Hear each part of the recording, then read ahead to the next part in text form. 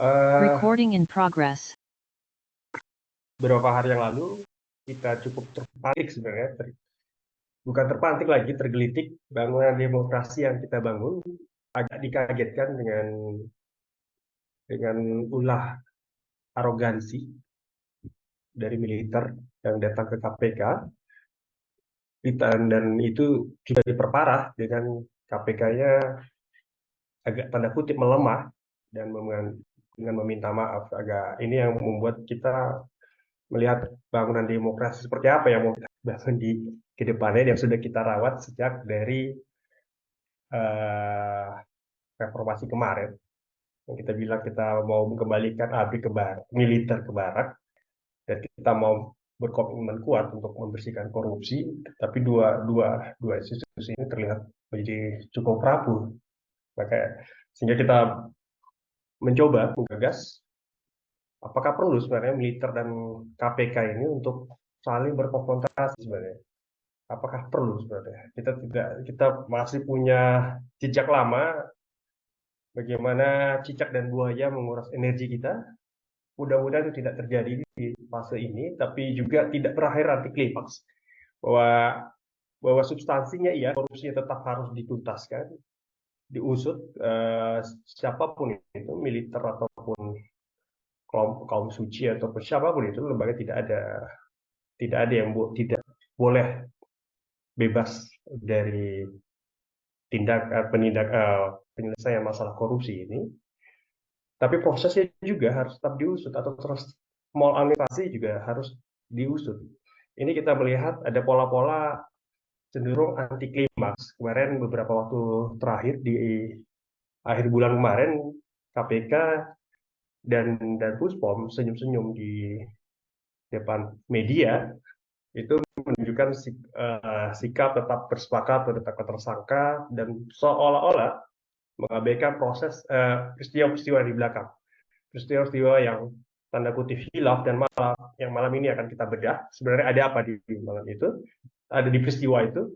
Kenapa dua institusi ini dan punya saling intervensi? Bukan saling intervensi, militer melakukan intervensi dan satu menjadi inferior. Ini yang coba kita bedah malam ini. Terima kasih kawan-kawan bersempatan hadir, dan kita sudah hadir di forum ini di beberapa narasumber yang cukup representatif. Kita mau buka mereka karena kita sebagai satu parpol membutuhkan informasi atau memberikan komunikasi dengan masyarakat sipil, dan ini akan kita lihat malam ini bagaimana para narsum akan memaparkan itu. Lebihnya akan kita mulai oleh Mbak Anissa sebagai MC, beliau dari Green Thousand ya, Mbak. Mbak Anissa, kawan muda. Silakan Mbak Anissa untuk membuka acara ini. Terima kasih, Mbak. Oke, baik. Makasih, Bang Jerry. Selamat malam, teman-teman semua, rekan-rekan. Terima kasih sudah telah menghadiri ya kegiatan diskusi kita pada malam hari ini yang diselenggarakan oleh Partai Hijau Indonesia yang bertajuk Militer versus KPK, Haruskah? Nah, tentunya juga sudah hadir 3 narasumber yang sangat incredible dan paham di bidangnya. Ada Bung Ray Rangkuti. Halo Bung Ray, udah di sini belum? Sepertinya belum ada konfirmasi dari Bang Ray, tapi lanjut dulu ya. Oke, baik. Kemudian ada Uda Nanang, ini udah ada ya. Halo Uda, gimana kabarnya? Halo, selamat malam semuanya. Assalamualaikum. Sehat. Oke, terima kasih. Dan yang terakhir ada Mbak Kristi. Kabar baik ya Mbak Kristi? Halo, selamat malam. Kabar baik. Terima kasih. Oke, terima kasih. Untuk diskusi pada malam hari ini kita akan membedah ya terkait dan berbicara banyak soal respon salah satu pimpinan KPK yang khilaf dalam tanda kutip meminta maaf pada militer terkait penetapan tersangka Basarnas gitu, sehingga diskusi pada hari ini dibilang urgent karena memang kita ingin tahu gitu kira-kira kenapa hal itu bisa terjadi dan apakah memang adanya perbedaan atau tumpang tindih antara dasar hukum di antara pengadilan sipil dengan pengadilan militer itu seperti apa, hubungan antara keduanya seperti apa, tindakan korupsi di tubuh militer yang mungkin jarang kita ketahui juga mungkin akan ditambahkan dalam diskusi ini, dan sebagainya yang memang ini sangat-sangat vital untuk dibicarakan seperti itu. Di sini kita tadi sudah ada dua narasumber kita yang sangat keren ini. Mungkin saya ingin izin membacakan profil kedua narasumber tersebut. Yang pertama ada Uda Nanang Farid Syam, yang merupakan founder dan partner dari firma hukum Temis Indonesia. Benar ya? Benar nih saya bilangnya Temis Indonesia? Ya. Oke, ya. Kemudian ada juga Mbak Kristi Afriani, selaku ini ya pusat women behind IM 57 Plus Institute, yang mana itu adalah pusat analisis strategi dan konsultasi untuk tata kelola pemerintahan yang baik. Dan saat ini juga kalau tidak salah sedang menjadi program manager di Madnik Berkelanjutan. Yap. Oke, langsung saja teman-teman kita akan melakukan diskusi pada malam hari ini. Sebelumnya saya ingin melempar terlebih dahulu kepada Uda Nanang. Mungkin kira-kira apakah kita bisa diberikan gambaran ataupun pendapat Uda terkait pijakan hukum kelembagaan dari KPK dan militer ini seperti apa dalam penetapan tersangka korupsi dan mekanisme penetapan tersangka korupsi di institusi KPK Uda.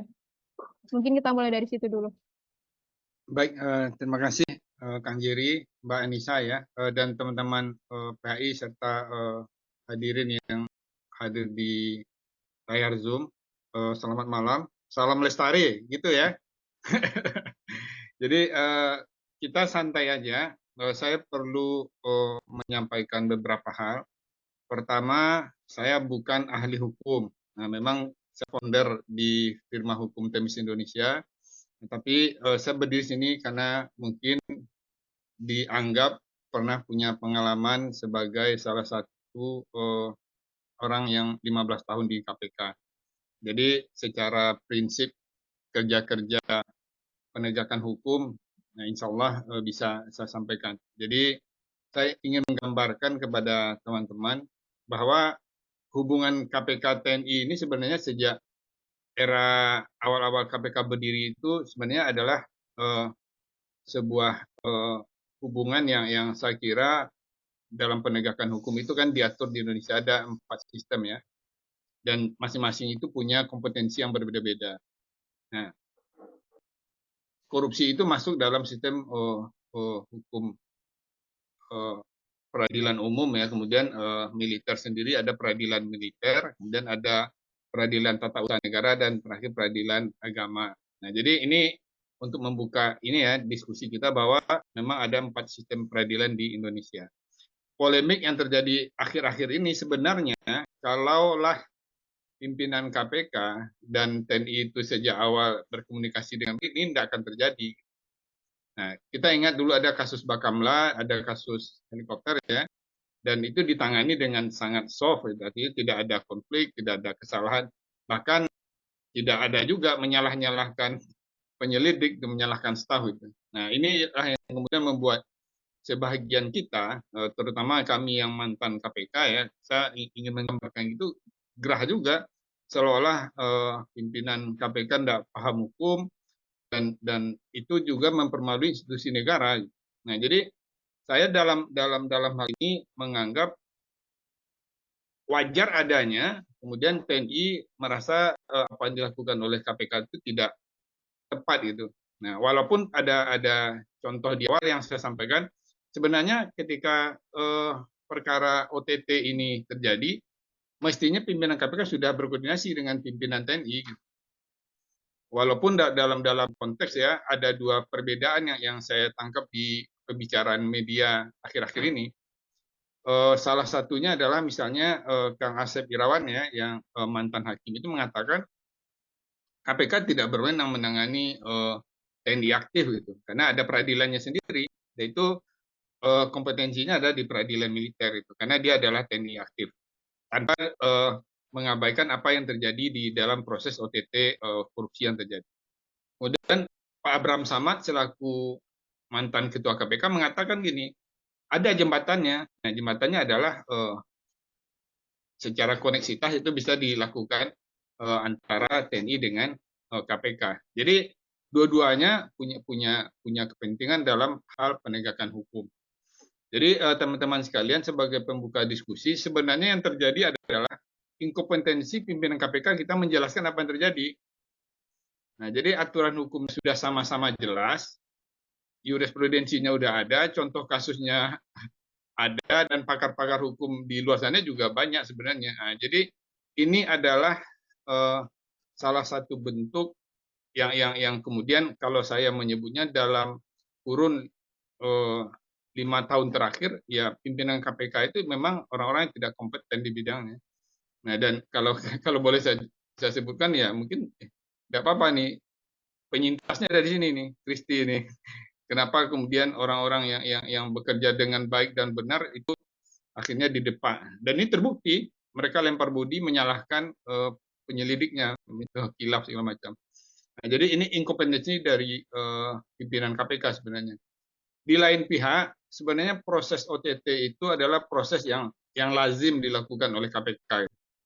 Jadi ada pemberi, tentu kalau ada pemberi pasti ada penerima, terlepas itu jabatannya adalah TNI aktif atau tidak. Tapi yang jelas proses yang dilakukan oleh KPK itu adalah proses panjang. Ada namanya mekanisme ex post. Nah, ex post itu dihadiri oleh seluruh penyelidik kasus, kemudian dihadiri oleh penyidik, dihadiri oleh penuntut umum, dan dihadiri oleh direktur masing-masing, plus pimpinan KPK. Nah, jadi mustahil rasanya kalau pimpinan KPK tidak paham apa yang terjadi. Nah, dan ketika akan ada calon tersangka atau calon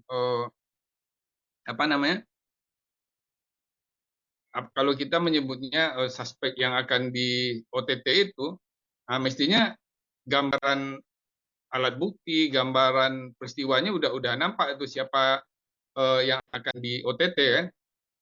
Nah, pasti subjeknya udah sangat jelas itu. Nah, disitulah sebenarnya pimpinan KPK mulai bisa berkoordinasi. Ketika OTT terjadi, mestinya yang mengumumkan itu kalau seandainya bukan KPK, mungkin tidak akan terjadi itu. Kalau bahasa Kang Giri, intervensi ya, didatangin TNI itu nggak enak gitu ya. Seolah ada inferioritas dari institusi. Walaupun datangnya sambil senyum-senyum ya, tapi kalau datang orang berseragam gitu ya gimana gitu. Baju loreng lagi ya. Ya. Jadi kami pun dulu pengalaman ya di era cicak buaya itu, didatang-datang itu ya pengalaman, tapi nggak sampai minta maaf gitu. Jadi inilah yang saya kira kalau saya jujur menyebutnya memalukan. Ya memmalukan, menunjukkan mereka tidak kompeten. Yang kedua, harusnya mereka yang mundur gitu. Mereka mundur karena telah mempermalu institusi. Jadi saya kira itu sebagai pemantik, karena nanti kan ada diskusi ya, ada Kristi juga yang mungkin dalam perspektif yang berbeda bisa mendapatkan yang. Dan saya kira pembicaraan ini udah agak mereda, karena kan dari POM pun udah mentersangkakan yang ditersangkakan KPK, walaupun katanya dimulai dari nol lagi. Ada sebetulnya itu tinggal serah terima dokumennya sebenarnya, serah terima dokumen kemudian diproses secara militer. Saya kira gitu, Kang. Oke. Sebelum menanggapi Uda Nanang, di sini saya izin memperkenalkan sudah hadir Bung Rama Tano Wijaya selaku penanggap dari PHI. Halo Bung Rama, sudah hadir ya di sini? Hadir, aman. Oke, sip.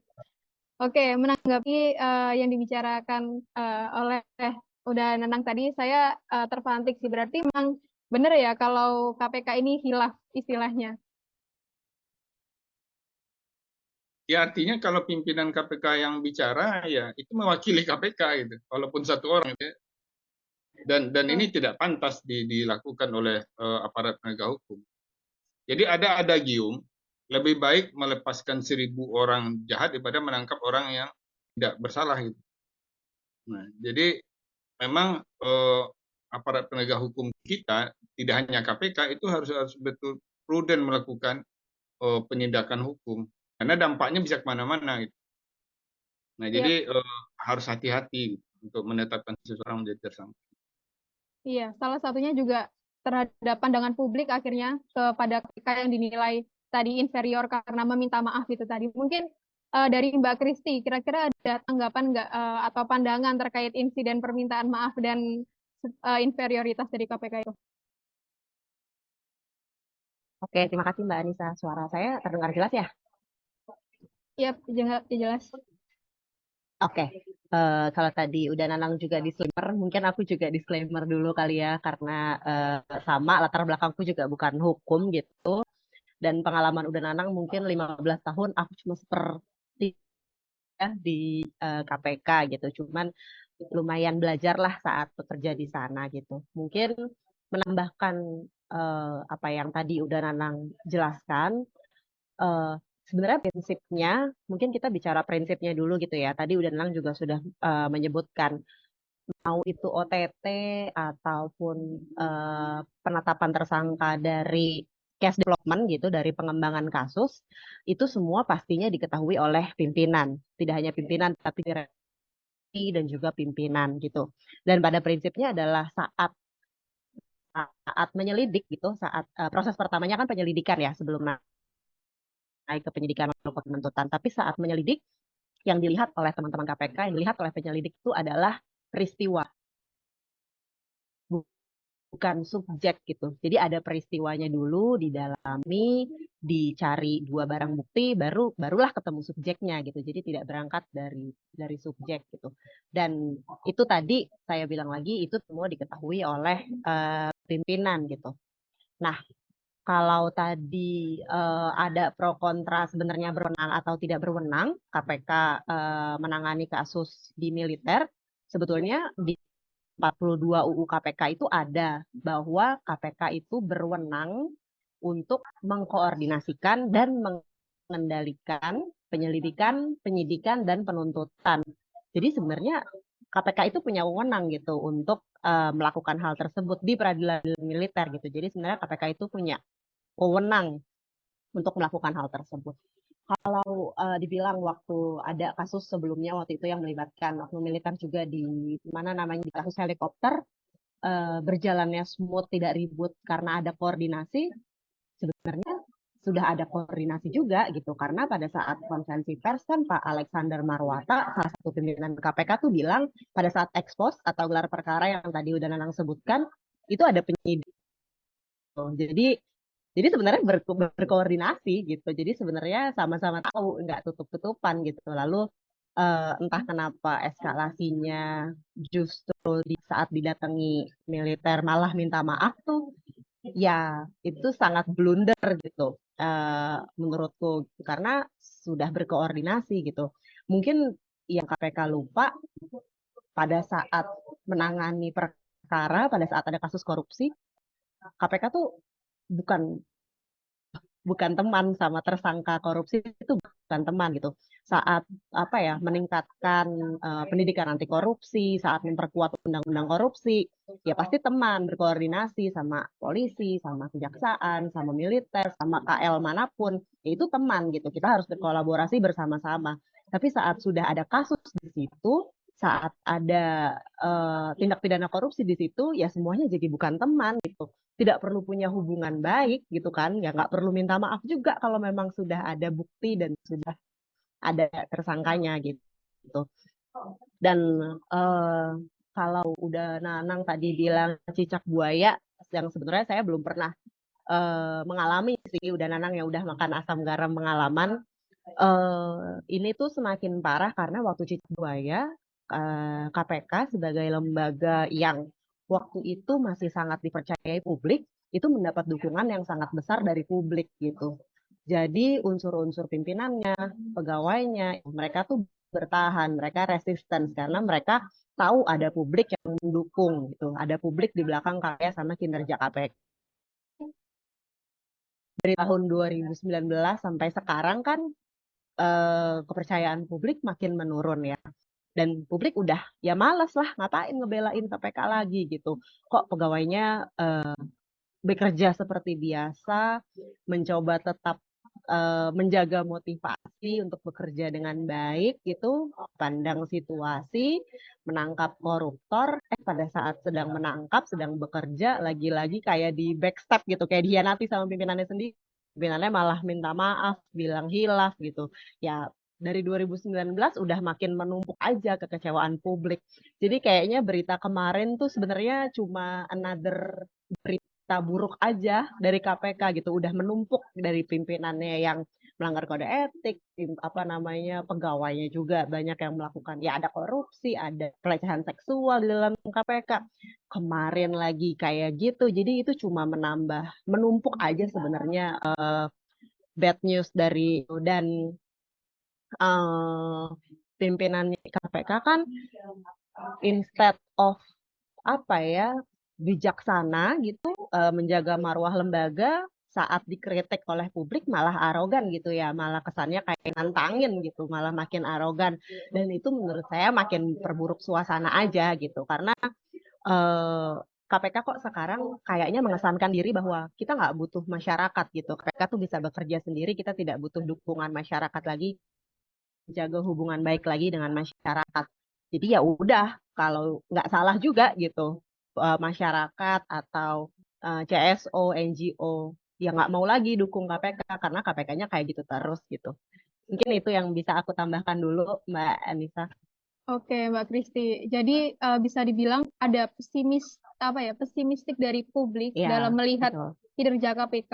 Betul. Mungkin kalau saya menambahkan dikit dari POV mahasiswa, memang dulu tuh KPK itu sebagai ibaratnya kayak center gitu ya di dalam kegelapan gitu kan, karena memang ibarat sangat heroik ya kegiatan kasus-kasus yang diusut oleh KPK itu tadi. Namun memang ketika melihat yang kasus Basarnas kemarin itu akhirnya tidak banyak yang membicarakan di kalangan mahasiswa juga, karena mungkin apa sudah bosen, apa sudah kehilangan kepercayaan kepada lembaga itu sendiri gitu.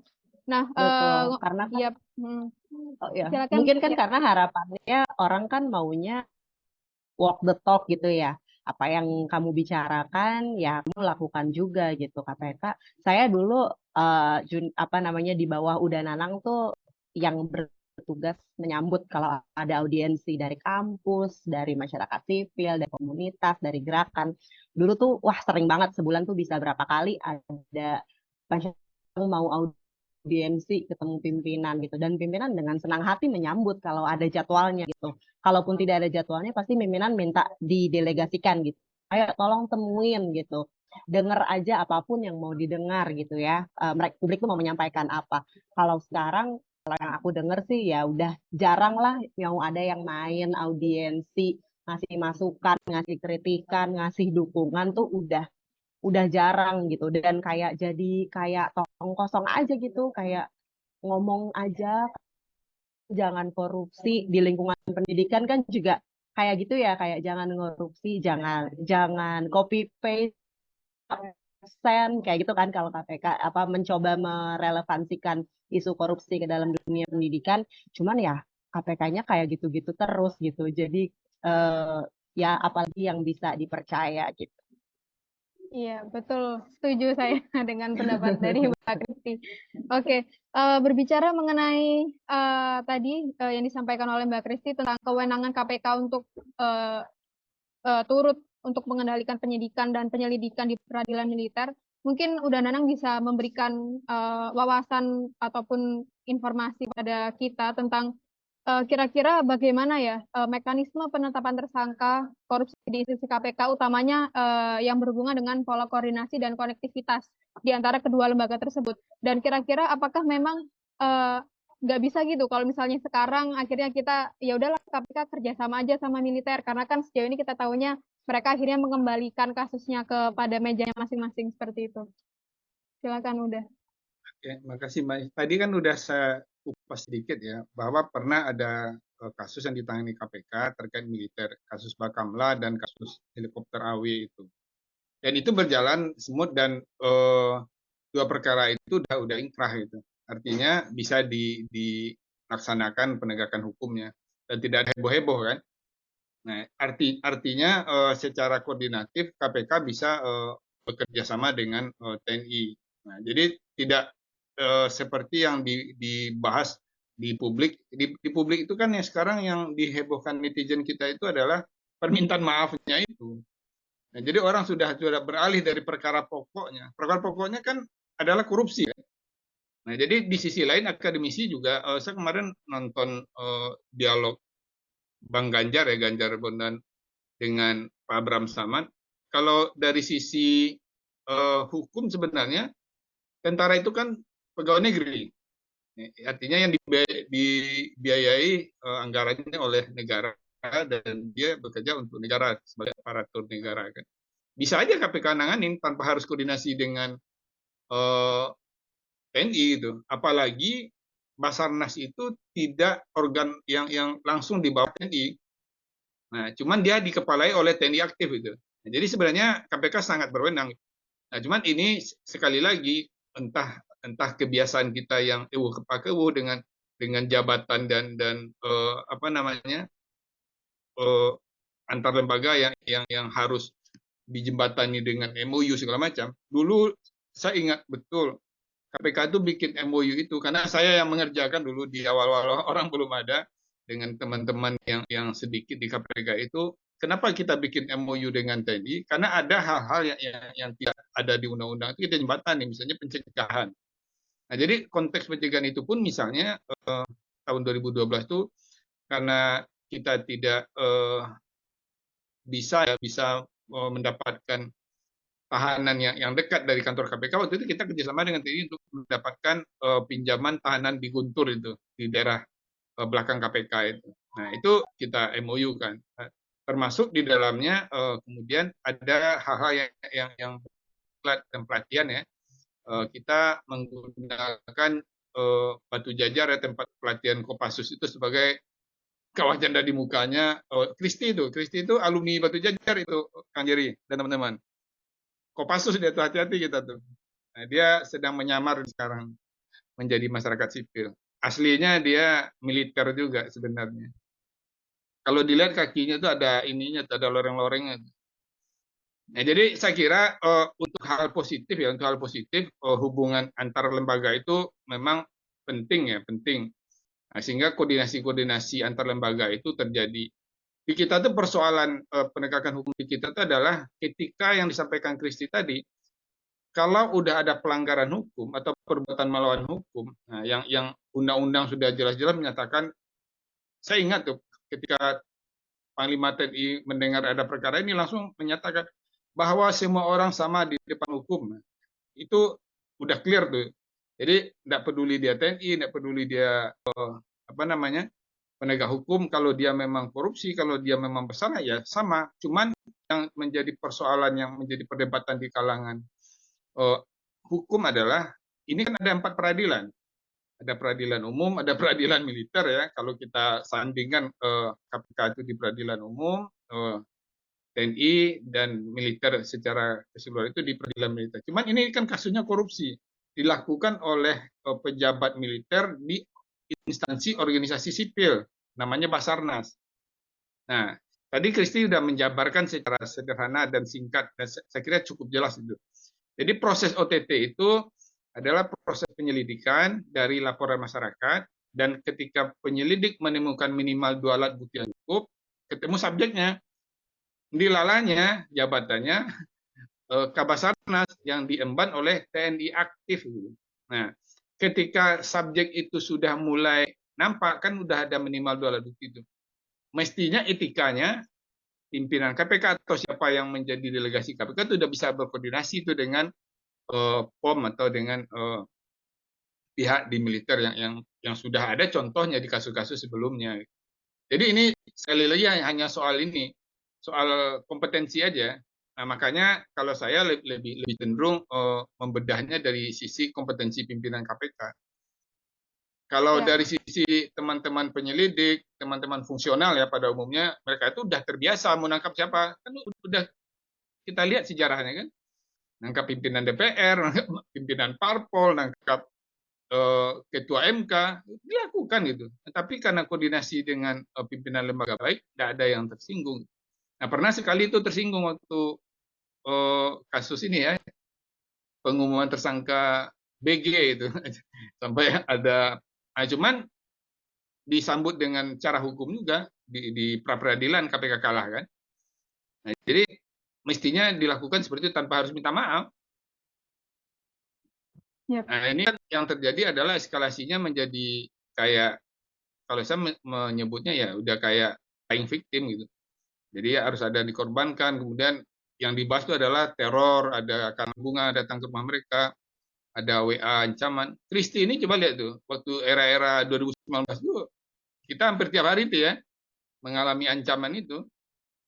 Dan alhamdulillah ya karena kita tegak lurus dengan nilai-nilai dan value yang kita pegang ya, kita ya percaya bahwa penegakan hukum itu akan ada perlawanan. Nah, tapi nggak perlu minta maaf kalau kita benar gitu. Saya kira itu aja sih. Iya. Bukan blunder ya, kalau saya pakai istilah yang lagi apa? Yang lagi trennya ya bajingan tol gitu. Oke, kira-kira tadi menyebutkan udah soal kompetensi pimpinan KPK. Kira-kira ada apa dengan kompetensi pimpinan KPK yang saat ini? Udah. Ya, coba kita lihat aja faktanya. Saya ngomong fakta ya. Saya sebut nama. Tuh Firly itu udah berkali-kali dilaporkan ke Dewas. Dan pernah waktu sejak zaman Putih sempat keluar dari KPK, kemudian balik lagi ke KPK menjadi pimpinan KPK. Jadi pimpinan pun dilaporkan ke Dewas dan dihukum sama Dewas, kan ada hukuman. Nanti dicek aja. Kemudian ada Lili Pintauli udah keluar KPK karena pelanggaran kode etik.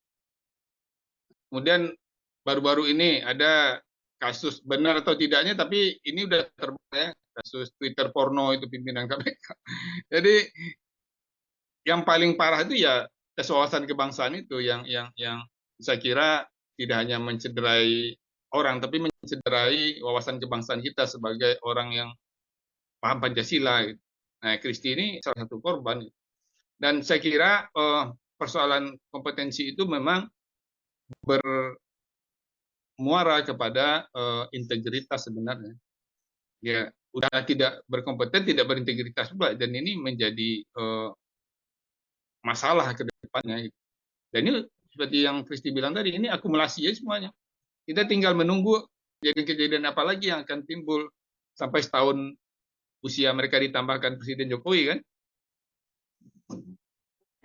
Oke. Kembali sedikit ke militer.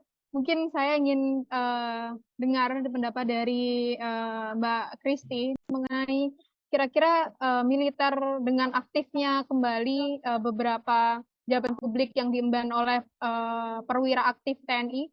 Kira-kira apakah itu sudah seperti menghapuskan dui fungsi atau mengembalikan, menghidupkan dui fungsi itu lagi, Mbak Kristi? Takut banget sebenarnya ditanyain kayak gitu. Meskipun plat 1,5 di Kopassus, tapi tetap bukan bagian dari Kopassus. Jadi aku mau jawabnya formalitas aja. Daripada tahu-tahu terima karangan bunga juga kan ya. Enggak sih gitu. Aku mungkin nggak akan berkomentar banyak gitu. Cuman sebenarnya itu kan jadi pertanyaan publik ya Mbak ya. Kayak memangnya nggak ada sipil yang kompeten ya yang untuk menjabat di jabatan sipil gitu. Kenapa sih harus TNI gitu? Kenapa apa ya diberikan kesempatan untuk menempati jabatan-jabatan posisi-posisi yang harusnya diisi oleh sipil gitu. Jadi sebenarnya ini kan juga pertanyaan dasarnya, mungkin root problemnya tuh ya dari isu Basarnas ini adalah dari awal kenapa posisinya adalah militer gitu, kenapa posisinya diisi sama orang militer, emangnya nggak ada orang sipil gitu. Dan sekarang ternyata semakin banyak gitu, malah makin terbuka gitu, kayak kerannya dibuka aja, yuk diisi militer lagi, entah melalui siswa LPDP memberikan banyak kesempatan mahasiswa untuk kuliah di luar negeri tapi harus wajib pulang, terus saat pulang tapi jabatan-jabatannya ya malah banyak yang diberikan kepada militer, itu kan kayak jadi dipertanyakan gitu ya. Jadi sebenarnya mungkin nggak apa ya, mungkin orang yang tidak terlalu kritis akan kayak mungkin karena militer lebih tegas gitu, karena kayak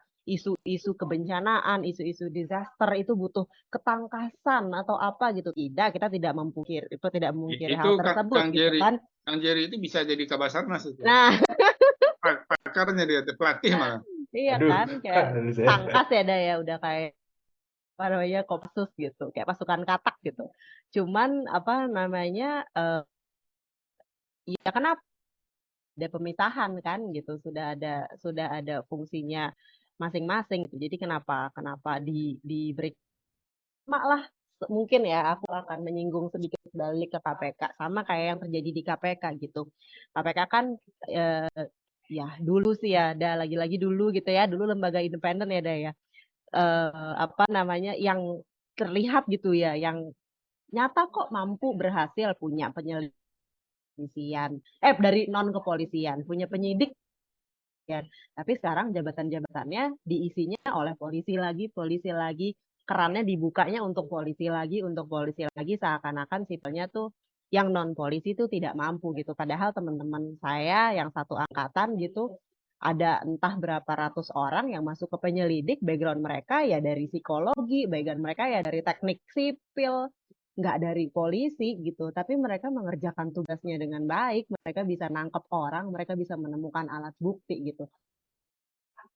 Kalau kita mau berpikir lebih kritis, ya pastinya jadi pertanyaan, memang ada apa gitu. Aku nggak mau nyinggung ini ada ya, apa namanya, orang di dalam ya ada ya, atau kebocoran-kebocoran yang sering terjadi sejak posisinya diisi oleh orang lain gitu, dari tempat lain gitu. Cuman kan itu memang nyatanya terjadi gitu, karena di apa namanya lembaga-lembaga non sipil itu kan korsanya kan sangat terjaga ya gitu kan, dari di diklat sampai di korpsnya kan korsanya sangat terjaga.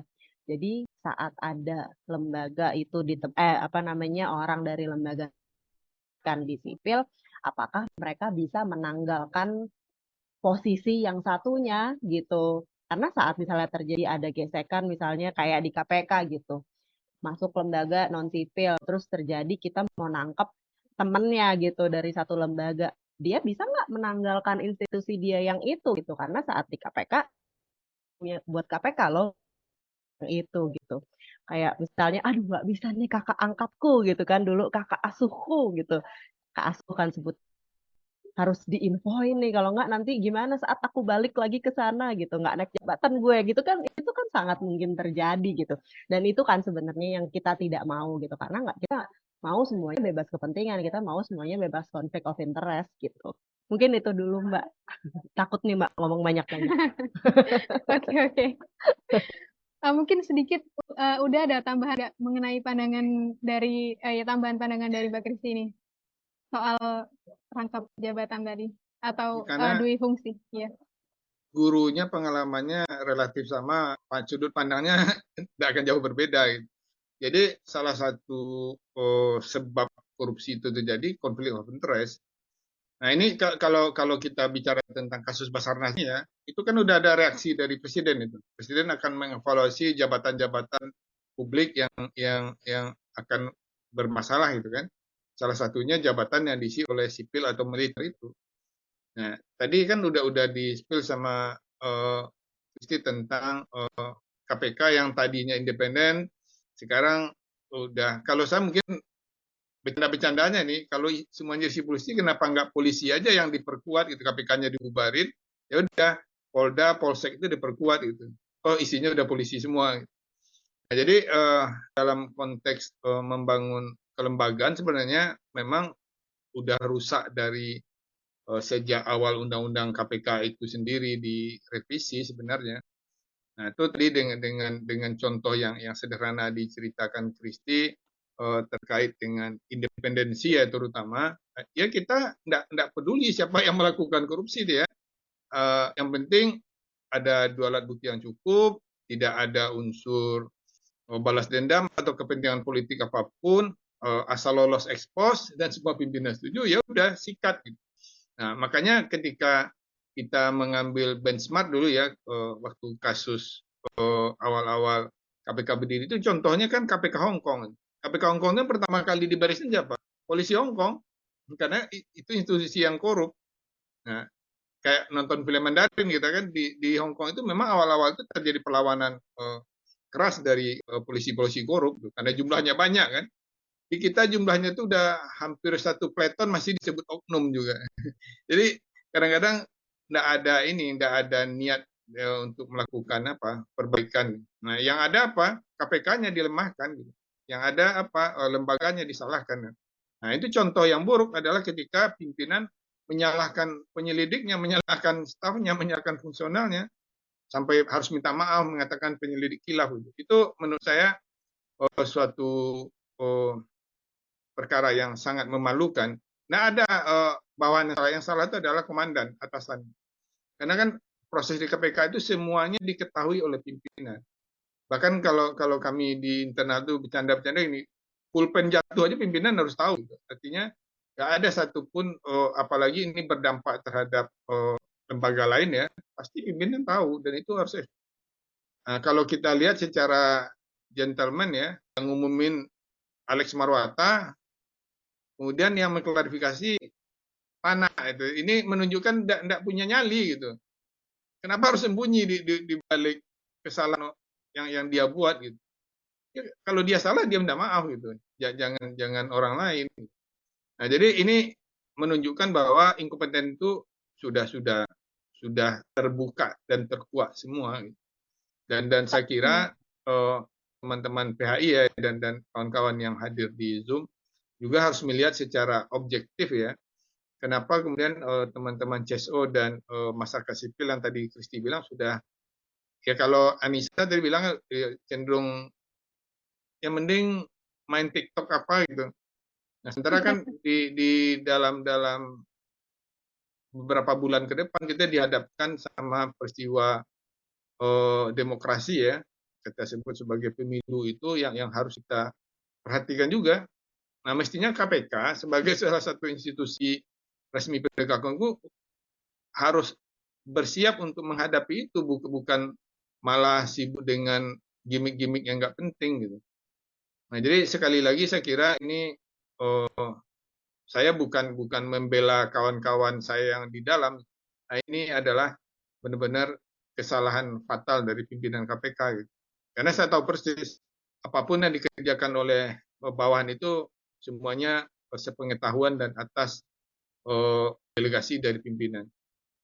Iya, jangan-jangan bisa dibilang malah KPK turut berkontribusi ya untuk mendegradasi demokrasi dari Indonesia kalau kasusnya seperti ini terus sudah. Oke, sekarang kita bisa lanjut ke pertanyaan selanjutnya. Terima kasih Uda dan Mbak Kristi. Sudah hadir juga di sini ada Bung Rey. Halo Bung Rey, apakah sudah ada di Zoom ini? Tadi sempat masuk tapi keluar lagi. Oh, keluar lagi. Beliau bilang masih di jalan, di terakhir nanti masuk lagi. Mungkin bisa Oke. Oke, yap. Oke, baik. Mungkin bisa kita lanjutkan saja jika seperti itu. Berbicara mengenai mekanisme pengambilan keputusan di KPK yang memang seharusnya pemimpin KPK ini tahu begitu. Lantas apakah artinya dengan adanya ibaratnya kecolongan kalau KPK nggak ngerti ini, masih ada orang-orang yang istilahnya orang-orang baik di KPK yang ingin ngasih tahu ternyata emang KPK itu dalamnya mungkin nggak sinkron ataupun ada kemerosotan, degradasi dari dalam internal. Mungkin bisa kita bisa ya bilang seperti itu. Mungkin kita bisa dengar dari Mbak Kris terlebih dahulu. Oke, dari aku masuk tuh ya tahun 2017, aku tuh selalu bilang dulu, aku selalu membanggakan KPK itu adalah lembaga yang sangat progresif. Karena setiap ada isu apapun gitu, itu email seluruh pegawai itu selalu rame gitu. Kayak kita tuh kirim ke pimpinan juga gitu, seluruh pegawai itu including pimpinan gitu. Jadi kayak selalu ramai gitu. Dulu isu apa ya, daya hak angket, dulu kan KPK mau di hak angket, terus RUU KPK, terus isu banyak gitu. Itu tuh selalu ramai di email. Jadi semua orang tuh saling menyuarakan. Dan pimpinan zaman dulu ya, bukan pimpinan sekarang. Pimpinan tuh selalu membalas gitu, merespon gitu. Kalau misalnya mau diskusi apa, kita naik ke lantai pimpinan, kita berdiskusi. Ini sebenarnya gimana sih duduk permasalahannya gitu, ditambah dengan ada si wadah pegawai itu gitu kan, melalui wadah pegawai itu Jadi aku selalu membanggakan KPK itu lembaga yang progresif gitu, karena hierarkinya ada, level hierarki pasti ada gitu. Cuma sekatnya tuh tidak jauh gitu. Bisa dibilang dulu tuh aku nggak pernah mohon izin di KPK gitu, nggak pernah ke pimpinan mohon izin pimpinan gitu, atau mohon izin Pak Direktur, itu jarang, bahkan nggak pernah gitu kan berbicara seperti itu gitu, karena itu gitu lembaganya tuh bukan fleksibel tapi memang ya itu dimiliki oleh semua gitu.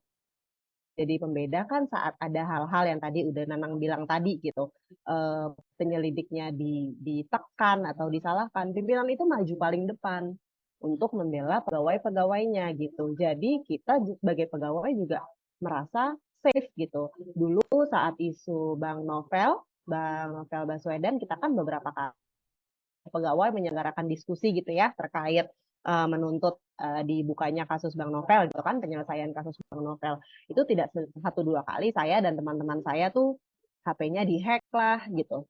Itu tuh tapi pimpinan tuh membela gitu. Jadi kita tuh merasa safe untuk bekerja karena kita tahu apabila ada ancaman, apabila ada tekanan, itu akan dibela oleh pimpinan, akan didukung oleh pimpinan gitu. Ada kejadian apapun tuh pimpinannya tanggap gitu. Cuman yang ya ya buktinya yang kemarin lah gitu, malah minta maaf pimpinannya. Apalagi itu kalau ditambah tadi pimpinannya malah melanggar kode etik kok gitu, apa yang bisa diharapkan gitu. Ya kita kan eh, bekerja ikut kepalanya gitu ya, kan karena KPK itu lembaga penegak hukum, nggak mungkin serampangan gitu kan pegawainya, nggak mungkin mau suka-sukanya sendiri gitu. Jadi kalau dulu dibilang wadah pegawai itu isinya adalah pegawai yang suka-suka sendiri, ya nggak mungkin juga, kita nggak mungkin bisa netapin tersangka atau apa segala macam tanpa pengetahuan pimpinan, tuh nggak mungkin gitu. Cuman dulu adalah bedanya pimpinan itu bisa diajak diskusi, bisa diajak ngobrol. Nah sekarang ditemuin aja tuh susah gitu.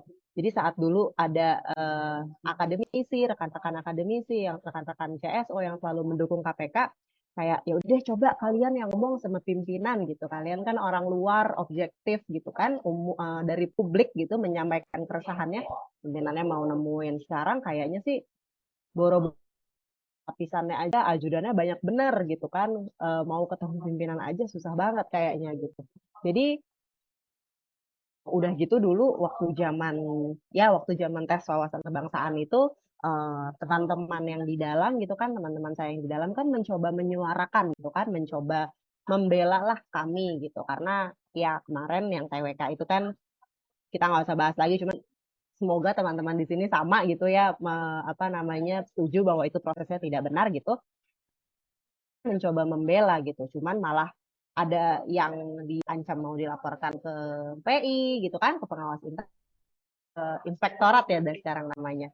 Ya itu kan itu sudah memperlihatkan kemunduran juga gitu. Jadi dulu saya pernah bangga bilang KPK ada lembaga yang progresif, kok sekarang kayaknya nggak lagi gitu. Jadi malah kayak lembaga yang apa ya, ya ya udah gitu. Jadi aku nggak tahu sih bisa tepat ngomonginnya atau enggak ya. Cuman jadi kayak kalau untuk pencegahan silahkan kalian melakukan kegiatan kalian sendiri gitu, bikin bikin bikin acara di kampus, bikin apa namanya festival film, silahkan. Cuman kalau udah yang soal nyerempet penentapan kasus itu apa ya, ikut arahan pimpinan gitu, kayak ikut arahan kami gitu. Jadi kayak ya ya udah nggak balance lah gitu. Udah dulu kan kita di apa namanya, KPK lagi jadi lembaga yang bagus karena pencegahan dan penindakannya balance gitu. Sekarang mencoba balance, cuman kayak penindakan makin menurun, dan kalaupun ada gitu kayak yang sekarang nih korupsi, Basarnas menyangkut hajat hidup orang banyak, yang malah minta maaf gitu, mengaku hilaf gitu. Itu udah bukan penurunan lagi sih, kalau kataku kayak udah downfall gitu, jauh gitu, itu cuma dalam jangka waktu berapa, 6 tahun dari pertama kali aku masuk gitu, apalagi udah Nanang dari yang pertama kali banget sampai sekarang turun lagi kayaknya udah merosot. Oke, terima kasih Mbak Kristi atas Ya. tanggapannya. Saya izin untuk mengundang Bung Rama di sini untuk ikut berdiskusi. Kira-kira bagaimana tanggapan dari Bung Rama ya terkait dinamika pembahasan ini, utamanya mengenai KPK versus militer, Bung Rama. Ya, halo. Terima kasih Mbak Anissa dan salam hormat juga untuk senior-senior. Ada Uda Nanang, ada Mbak Kristi juga. Kalau terkait Uda Nanang dan Uda Nanang tuh aku punya pengalaman masa-masa akhir aku menjadi mahasiswa. Kampus aku, teman-teman mahasiswa itu melaporkan rektornya ke KPK begitu atas kasus dugaan korupsi.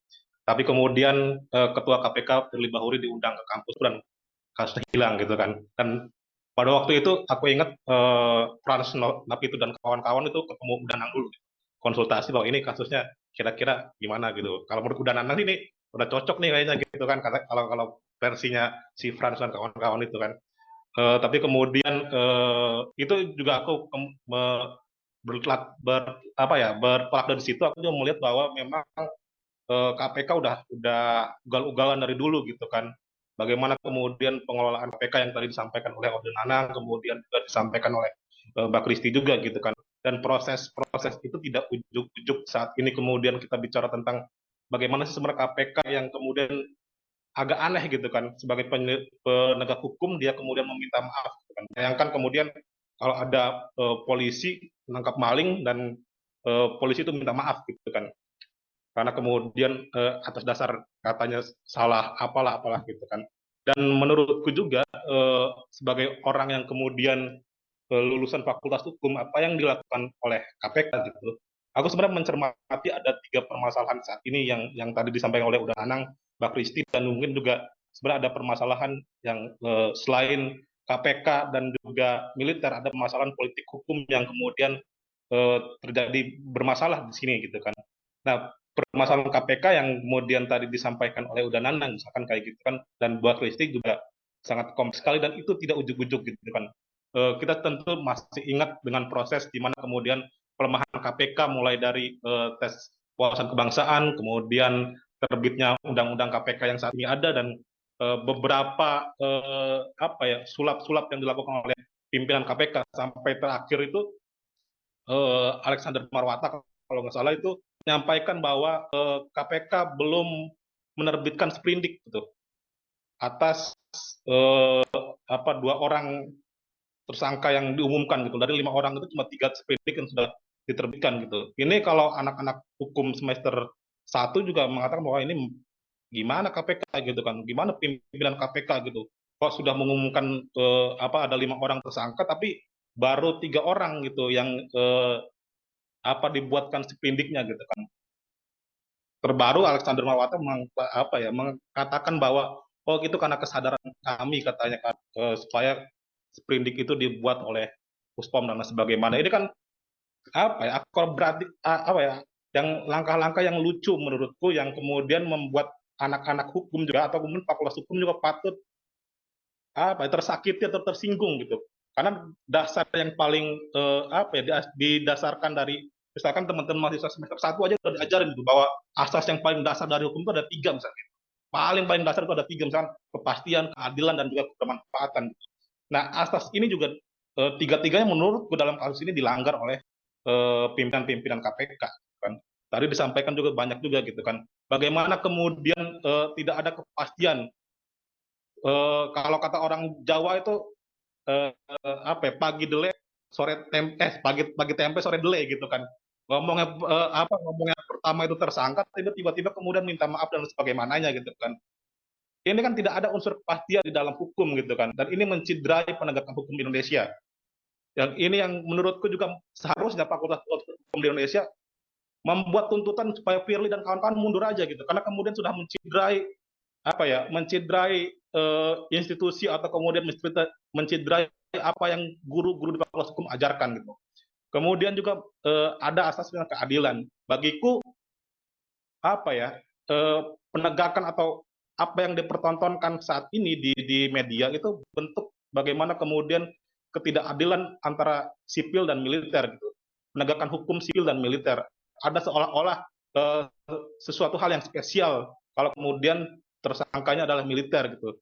Padahal kalau kita berbicara tentang konteks undang-undang tadi sudah disinggung juga oleh oleh Uda Nanang dan juga oleh Mbak Kristi, bahwa sebenarnya dalam pasal 11 Undang-Undang KPK itu jelas gitu, bagaimana kemudian KPK berhak untuk menangani yang kalau kemudian tersangkanya atau kemudian dugaannya adalah aparat penegak hukum gitu.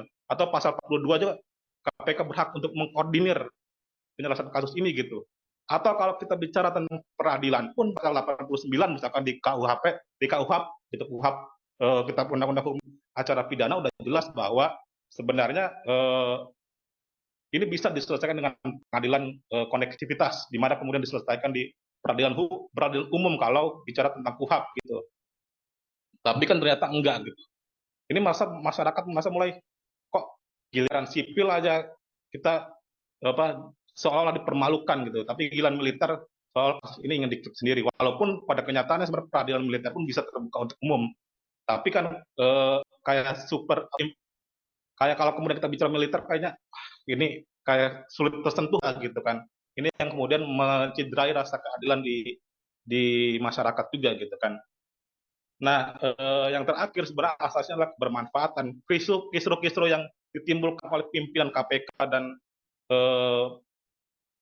Puspom TNI menurutku tidak memiliki kebermanfaatan terhadap masyarakat gitu. Tidak ada nilai edukasinya, tidak ada kemudian nilai-nilai bagaimana kemudian masyarakat bisa dipertontonkan bernegara dengan baik gitu. Ini kan menjadi satu hal-hal yang buruk dipertonton oleh institusi-institusi di negara kita gitu. Tidak ada saling dukung koneksi gitu. Ini yang seharusnya diperbaiki gitu. Itu kalau versiku gitu. Nah, itu dalam konteks misalkan KPK-nya. Tapi kalau dalam konteks misalkan militernya, ada di teman-teman supporter misalkan itu ada guyonan kalau kemudian misalkan karena saat ini juga banyak juga pemain-pemain bola yang berasal latar belakangnya militer gitu. Kalau kemudian pemain bola itu melakukan pelanggaran gitu, itu yang berhak memberikan kartu kuning itu militer atau wasit gitu. Wasit yang memimpin pertandingan. Karena kemudian karena dengan kasus ini berkaca pada kasus ini gitu, misalkan ada pemain bola dari TNI melakukan pelanggaran keras gitu, yang seharusnya di kartu merah. Nah, itu siapa yang berhak untuk melakukan penindakan itu gitu, apakah militer atau sipil? Dan menurutku terkait keterlibatan militer dan sipil itu adalah bagian dari bagaimana kemudian kegagalan kita dalam menjaga reformasi gitu kan. Kegagalan kita dalam menjaga situasi kondisi dan dua cita-cita dari reformasi itu sendiri, ini adalah bagian dari refleksi kita gitu. Terlebih kemarin ada aktivis-aktivis 98, bahkan hari ini ada aktivis 98 yang kemudian berencana untuk menggeruduk Rocky Gerung misalkan karena ucapan terhadap Presiden Jokowi gitu. Ini yang bagian juga refleksi bahwa ternyata 98 refleksi 98 gitu, sampai saat ini belum berhasil gitu. Kemudian ini juga menjadi salah satu adanya tragedi ini menurutku juga menjadi salah satu renungan dan juga semakin semangat kita terhadap menolak adanya rencana undang-undang RUU TNI gitu atau RUU terkait Tentara Nasional Indonesia yang akan dibahas kan. Itu kan menjadi refleksi juga gitu. Dengan adanya RUU ini banyak sekali kekhawatiran kemudian jabatan-jabatan sipil yang nantinya akan diisi oleh tentara gitu kan. Terlebih kalau kita berefleksi pada bangsa Indonesia gitu kan, bagaimana militer itu cukup ingin kemudian menguasai beberapa jabatan sipil gitu.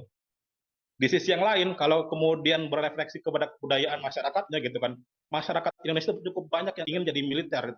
Akhirnya banyak ormas-ormas yang kemudian berpakaian loreng-loreng misalkan.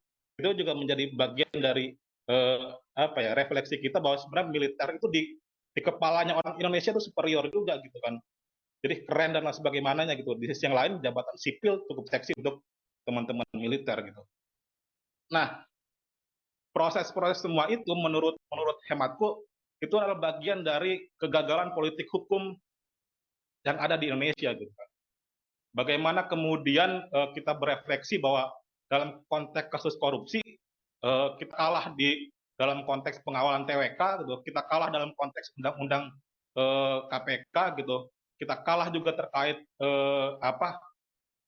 ada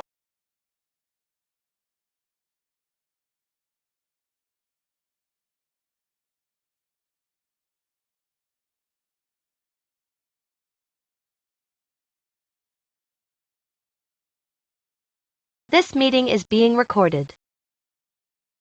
partai oligarki gitu kan. Partai-partai berkuasa saat ini itu adalah partai-partai yang juga menjadi sarang korupsi gitu kan. Dan sangat kemudian ingin mengamankan dirinya gitu.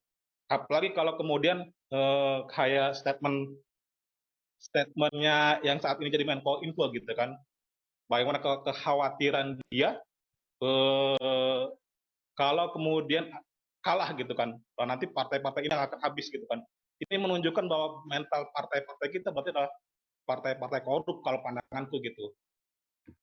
Maka kemudian hasilnya juga adalah korup gitu kan. Jadi kondisi saat ini ya seperti itu gitu. The recording has stopped. Politiknya yang sangat determinan terhadap hukum. Di sisi yang lain, politisi-politisi kita adalah politisi-politisi korup yang kemudian This meeting is being recorded. menghasilkan banyak hal terhadap kepentingan rakyat banyak gitu kan. Itu mungkin refleksi awal aku sih, Mbak Nur Anissa. Terima kasih.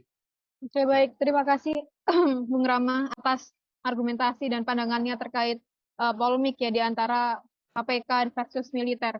Mungkin saya juga ingin mendengar bagaimana pendapat dari Bung Rey mengenai kronologi secara umum dan penetapan tersangka kasus Basarnas tersebut.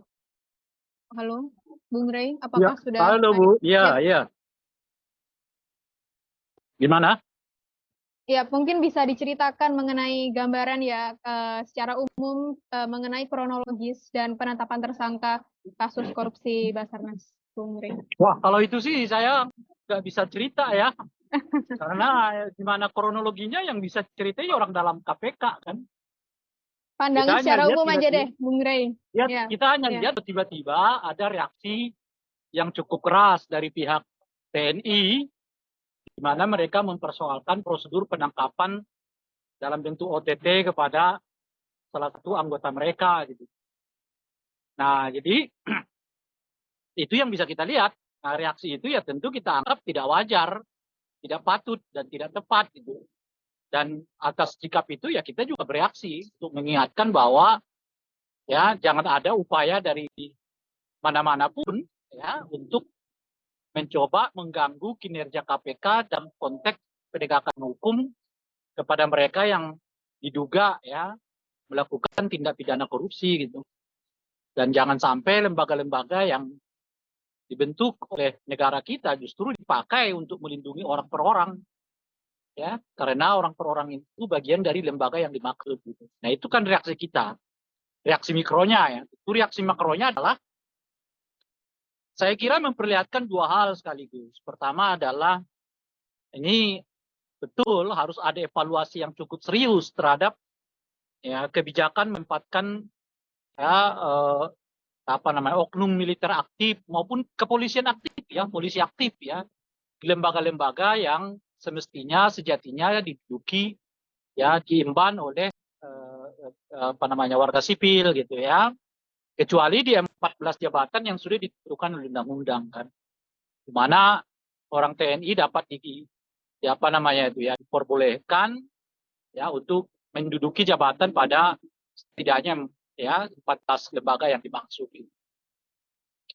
Nah, yang kedua, ini juga menurut saya memperlihatkan kepada kita bahwa tujuan dari revisi Undang-Undang KPK itu ya seperti yang kita curiga dari awal tidak dimaksudkan untuk memperkuat KPK sebenarnya, tetapi sebaliknya dalam rangka sedikit demi sedikit ya memperlemah KPK dalam konteks ya pemberantasan korupsi gitu. Saya kira ya tiga contoh untuk menyebut banyak contoh yang lain sebetulnya ya yang dapat kita kemukakan dalam kerangka yang kita sebut memperlemah ya revisi undang-undang KPK itu dalam rangka memperlemah KPK pada dasarnya gitu. Satu adalah ya saya udah mengucapkan ini dari dahulu pembentukan Dewan Pengawas KPK itu pada ujung-ujungnya bukanlah untuk mengawasi tindak tanduk kelakuan perilaku ya para komisioner KPK yang dianggap menyimpang dengan etik. Sebaliknya akan berfungsi justru untuk memberi legitimasi ya kepada komisioner KPK yang melakukan tindakan ataupun perbuatan yang negatif sebetulnya di pandangan publik gitu. Dan itulah yang kita lihat akhir-akhir ini. Ya, bagaimana Dewan Pengawas KPK ya berlarut-larut dalam menyidangkan sidang kode etik terhadap berbagai laporan dan pada tingkat tertentu bahkan memulihkan nama yang bersangkutan. Padahal ya berbagai data, bukti dan sebagainya itu telah diungkapkan gitu. Nah itu pernyataan yang saya pernah ungkapkan itu ya ada waktu demi waktu makin terlihat kan bahwa memang ujung dari Dewan Pengawas itu bukanlah untuk mengawal perilaku para komisioner KPK dan staf KPK, tapi akan berujung kepada ya melegitimasi tindakan-tindakan mereka yang dianggap ya bertentangan dengan etik publik gitu ya. Itu contoh pertama. Contoh yang kedua adalah soal apa namanya itu ya bebasnya ya salah satu terdakwa di pengadilan tipikor, bahkan bebasnya bebas murni. Itu menunjukkan kepada kita ya di luar bahwa mungkin ya pada sidang-sidangnya itu ada sesuatu yang layak dipertanyakan, tetapi saat yang bersamaan juga menunjukkan kepada kita kesulitan tuntutan dan barang bukti yang diajukan oleh ya penuntut KPK di persidangan gitu. Saya masih ingat betul ya salah satu argumen mengapa revisi undang-undang KPK ini seolah-olah dibutuhkan dahulu ya karena tuduhannya ya penyusunan argumen dan pembuktian barang bukti di dalam persidangan-persidangan di sidang-sidang tipikor itu dianggap lemah gitu. Kenyataannya relatif ya cukup solid. Sekarang malah yang ada tuntutan yang dilakukan oleh KPK malah bebas murni di pengadilan tipikor kan. Artinya tujuan dari revisi itu nggak tercapai untuk menyulitkan, memperkuat dalil argumen, ya dan barang bukti dalam rangka semua tuntutan ya KPK terhadap orang per orang dalam perihal dugaan tindak pidana korupsi itu dapat dibuktikan di pengadilan. Gitu. Nah itu contoh kedua kan, Hakim Ghazal Baini kan atau mantan Hakim Ghazal Baini yang diputus bebas oleh pengadilan tipikor karena dianggap ya sama sekali nggak terbukti ya turut serta di dalam ya, praktek suap ya ataupun korupsi yang terjadi di lingkaran Mahkamah Agung gitu ya. Nah itu yang kedua tuh. Nah yang ketiga adalah perilaku dari komisioner kita itu tadi yang udah nggak jelas sebenarnya visinya apa gitu. Pertama ya objek yang di apa istilahnya itu ya yang dikejar itu di bawah level elit politik yang selama ini menjadi apa namanya itu ya objek yang dikejar oleh KPK gitu.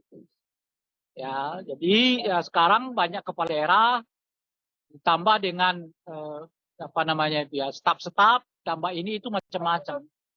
Jadi objeknya objek yang relatif ya bukanlah bentuk kebijakan di tingkat republik, gitu. Tapi lebih karena apa istilahnya itu ya ya penuh ya ada pejabat-pejabat di lingkuran bupati, wali kota ya kan. Kalau DPR, anggota DPR kan udah jarang kita dengar itu. Ya, sekarang dipanggil atau ditetapkan atau di OTT oleh KPK gitu. Apakah itu menunjukkan anggota DPR-nya bagus semua sekarang? Ya itu walau alam lah. Tapi yang udah fakta ya kelihatan juga agak jarang tuh. Anggota-anggota DPR ya macam-macam tuh diperiksa, ditetapkan sebagai tersangka dugaan tindak pidana korupsi misalnya. Ya. Nah itu salah satunya gitu ya apa namanya itu. Yang kedua ternyata model yang dipakai tetap sama. Yaitu menggunakan OTT gitu. Padahal OTT ini dulu yang sering dipakai dalam rangka menetapkan ya tersangka kasus korupsi itu ya dikritik oleh mereka yang mendukung revisi undang-undang KPK. Kalau modalnya cuma OTT gitu loh kira-kira itu ya kan. Ngapain kita biayain KPK mahal-mahal gitu. Dan sebagainya gitu ya. Nah kenyataannya KPK yang sekarang juga modalnya cuma itu. Modal OTT juga gitu. Jadi apa bedanya antara ya, cara dan tindakan KPK yang sebelum revisi dengan yang sesudah revisi sama saja. Gitu. Nah itu contoh lainnya ya, contoh lain dari apa yang saya sebut. Ini sebetulnya menunjukkan kepada kita kegagalan tujuan dari revisi Undang-Undang KPK. Gitu. Maka sangat miris melihat kenyataannya ketika situasi KPK seperti sekarang jauh dari harapan yang diinginkan ya oleh revisi undang-undang KPK itu. Para pemuka, inisiator, pendobrak keinginan untuk melakukan revisi KPK itu nggak nongol-nongol sekarang tuh, gitu. Entah pada kemana gitu.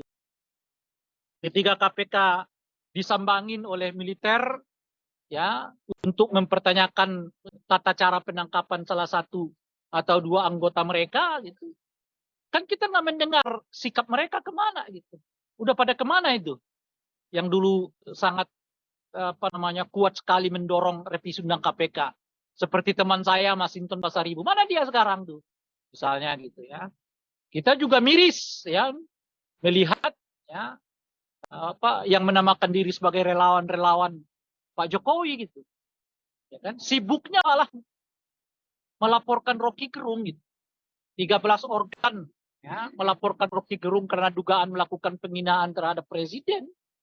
Tapi mereka tidak kita dengar sedikit pun bersuara soal apa sih pandangan mereka ketika KPK melaksanakan tugasnya menangkap seseorang karena diduga melakukan tindak pidana korupsi, lalu kan dipertanyakan oleh instansi lain tata caranya dengan mendatangi beramai-ramai ke kantor KPK-nya.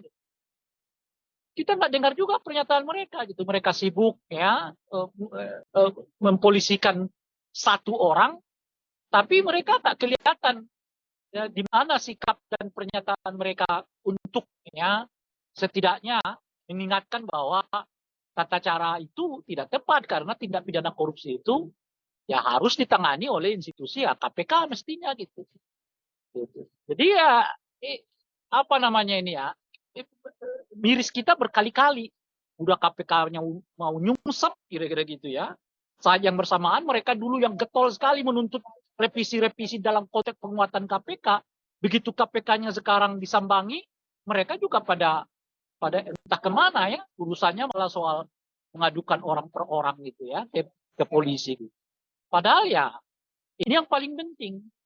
Mestinya mereka membentuk kelompok ya untuk melakukan eksaminasi terhadap putusan pengadilan tipikor ya terkait dengan kasus dugaan korupsi yang dilakukan oleh ya hakim nonaktif dalam hal ini Pak Gazalba gitu. Mereka eksaminasi dong putusannya. Jika penting ya mereka datang beramai-ramai ke Komisi Yudisial misalnya jika menganggap dan menemukan ada hal-hal yang dianggap tidak tepat dilakukan oleh hakim-hakim tipikor dalam kasus ini. Nah, jadi pada ujung-ujungnya yang sibuk ya kembali untuk ya katakanlah ya berada bersamaan dengan KPK adalah orang-orang yang selama ini juga getol meminta supaya KPK itu undang-undang KPK itu nggak direvisi gitu. Mereka yang minta revisi direvisi malah nggak kelihatan.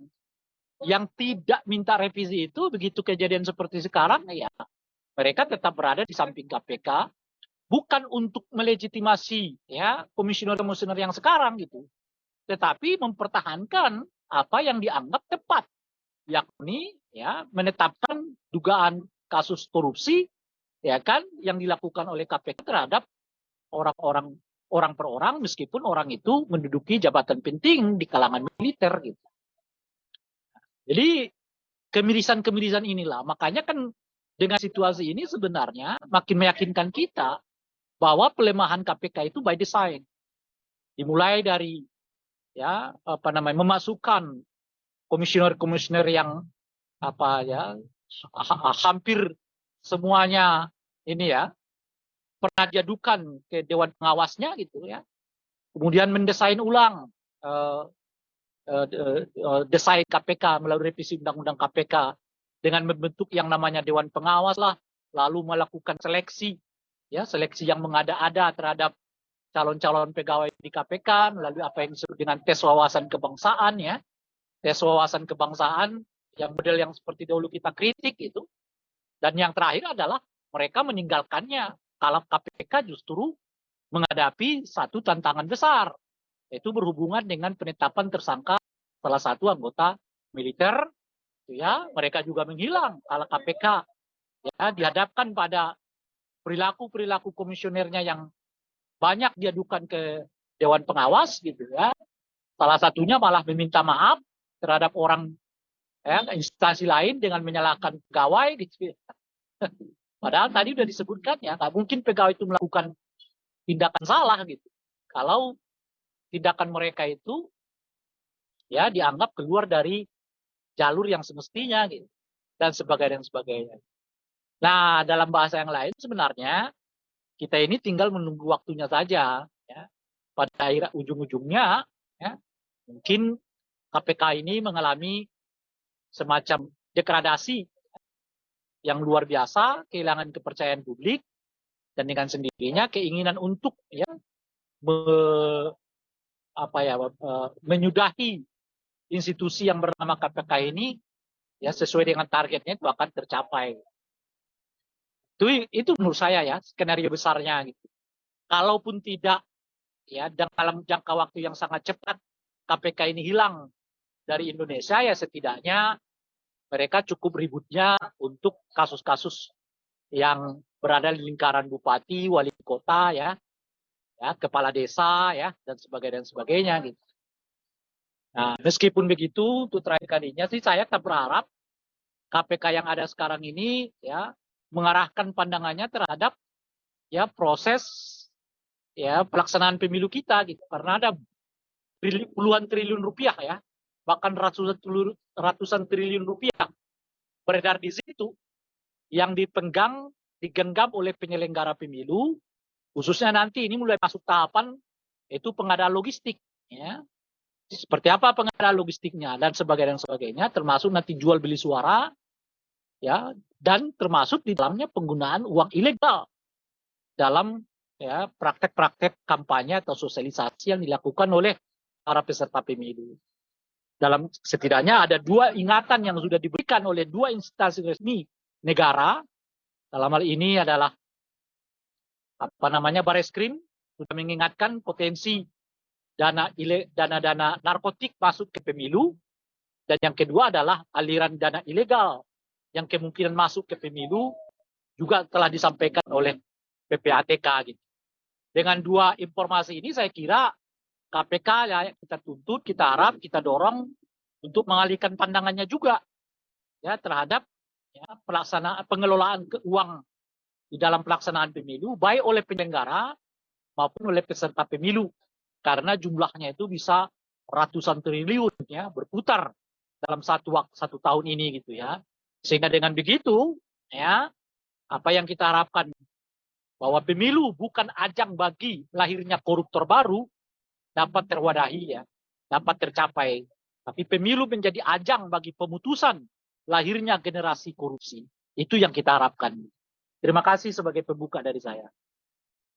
Terima kasih, Bung Rey. Kira-kira tadi seperti dirangkum ya dari sisi diskusi yang telah kita jalani dari jam 7 tadi oleh Bung Rey. Mungkin saya ingin bertanya tentang tanggapan dari Uda Nanang. Kira-kira menanggapi skenario dan apapun yang disampaikan oleh Bung Rey tadi, kira-kira ada tanggapankah Uda Nanang? Saya kira nggak ada yang perlu ditanggapi ya karena itu udah kesimpulan yang inline dengan apa ya, yang kita bicarakan. Karena gini. Sama seperti yang saya sampaikan sebelum Bang Ray ini hadir ya, mestinya KPK itu fokus ke penyelenggaraan pemilu, persis Bang yang saya sampaikan tadi. Karena daripada heboh soal permintaan maaf ini yang sangat memalukan, mending KPK fokus ya untuk menjaga keuangan negara sekaligus menjaga demokrasi kita itu hadir secara berintegritas. Jadi pandangan-pandangan dan kekecewaan kita ini sebenarnya adalah akumulasi dari proses demokrasi yang korup. Nah, saya bilang korup itu gini, karena sejak awal ya kita melihat proses pemilihan pimpinan KPK yang banyak ditolak oleh publik. Waktu itu seingat saya ya dan teman-teman mungkin bisa mencari jejak digitalnya.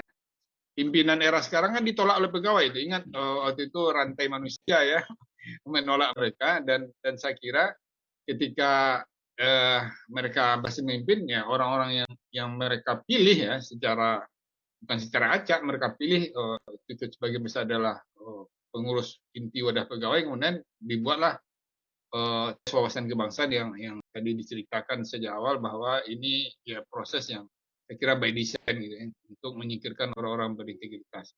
Lebih lanjut sebenarnya kalau kita balik ke topik, haruskah ada peristiwa-peristiwa seperti kejadian KPK versus TNI ini? Seharusnya tidak pernah terjadi. Seharusnya kalau pimpinan KPK itu adalah orang-orang yang kafah menjalankan tugasnya secara berintegritas. Nah inilah yang kemudian dalam kesimpulan Bang Ray tadi, walaupun dikatakan baru pembuka ya, tapi sebenarnya sudah menyimpulkan apa yang kita bicarakan sejak awal. Penyakit di KPK itu sebenarnya ada di tangan orang. Jadi kalau saya selalu membahasakan di banyak forum, sistem seburuk apapun kalau dijalankan oleh orang berintegritas, mungkin hasilnya bisa dijaga gitu ya. Tapi sistem sebaik apapun dijalankan oleh orang tidak berintegritas, ya hasilnya akan buruk. Nah, jadi konteks inilah yang kemudian membuat KPK hari ini seperti akan menjadi kekhawatiran yang terbukti semuanya. KPK akan jadi alat politik, akan menjadi senjata bagi penguasa untuk menyingkirkan lawan-lawan politiknya. Dan ini udah hampir terjadi.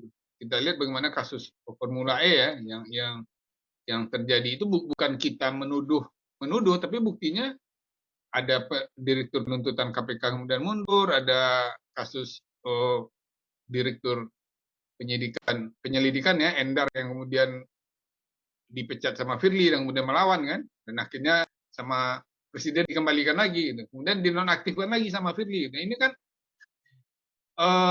kalau tadi Rama menceritakan ini politik hukum yang banal ya, yang saya kira sangat tidak bermartabat gitu. Dan ini sangat terbuka dilakukan oleh pimpinan KPK. Gitu. Jadi saya kira kalau kita bicara KPK hari ini ya saya melihat ini akan menjadi buruk ketika KPK ikut cawe-cawe dalam urusan-urusan yang seharusnya tidak dilakukan oleh KPK. Gitu. Apalagi dipimpin oleh orang-orang yang kapasitasnya tidak, menurut saya tidak ideologis gitu. Mereka hanya memikirkan material yang saya kira, contoh ya, Nurul Gufron mengajukan JR terkait dengan usia pimpinan KPK ya, yang dia tidak cukup umur ketika masuk KPK kan. Kemudian dia JR untuk dirinya sendiri, dan cilakanya MK yang selama ini tidak pernah mengambil keputusan open legal policy ya, akhirnya mengambil keputusan ikut merubah usia pimpinan KPK kan, sehingga akhirnya keputusan itu khusus dibuat untuk Nurul Gufron. Jadi kan tidak adil sebenarnya. Nah, jadi proses inilah yang kemudian saya kira perlu jadi perhatian teman-teman PAI ya, terutama masyarakat sipil ya, yang saya kira kita harus lebih keras lagi mengingatkan masyarakat bahwa bicara integritas, bicara demokrasi hari ini tidak cukup kita bicara tentang teks yang ada di pelajaran-pelajaran ilmu politik, pelajaran-pelajaran ilmu hukum ya, tadi disampaikan oleh Rama. Nah, kita itu butuh keteladanan. Nah, ketika tadi disampaikan juga, orang yang mengkritik seperti Rocky Gerung ya, kalau kita sebut nama, justru malah dimusuhi rame-rame oleh para buzzer ya. Mereka kalau disebut buzzer, apalagi relawan-relawan yang saya kira harusnya yang diperhatikan itu bukan orang, tapi konteks yang dibicarakan ini. Nah, dan saya kira ini menjadi perhatian luas, dan PHI ya, salah satu entitas politik yang hadir menjadi partai alternatif, walaupun tidak masuk parlemen, mestinya ikut bersuara keras itu, mendudukkan posisinya, sehingga PHI itu tidak hanya ada di dalam medsos saja, tapi ikut menyuarakan apa yang seharusnya disuarakan. Nah, sehingga kita menjadi sebuah gerakan yang saya kira pemasukan Bung Ray tadi, ya siapa lagi yang akan membela nilai-nilai integritas itu kalau bukan orang-orang muda yang ada di PAI. Ya. Kita masih bersyukur ada Bung Ray Rangkuti ya, yang selalu bersuara ya, untuk membela kebenaran. Dan saya kira PAI menjadi salah satu corong alternatif yang mesti bersuara untuk kasus-kasus yang saya kira tidak hanya bicara kasus per kasus, tapi kita bicara konteks demokrasi secara umum. Saya kira itu Mbak Nisa. Baik, terima kasih udah atas tanggapannya. Terima kasih saya sampaikan kepada Bang Rey, Bung Rama, udah Nanang, dan Mbak Kristi. Sebelum kita lanjut ke sesi Q&A, sesi tanya jawab, mungkin kita bisa on cam untuk berfoto terlebih dahulu agar kita bisa dokumentasikan terlebih dahulu kegiatan kita ya. Silahkan teman-teman untuk segera on cam.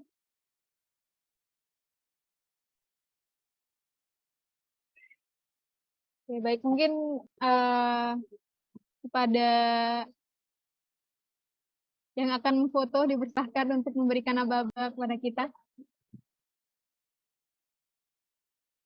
Baik, aku prinsip ya. Ini sudah pada mau buka kamera semua. Baik, ditunggu. Ya, mungkin kita tunggu 30 detik. Silakan teman-teman yang lain untuk segera on cam.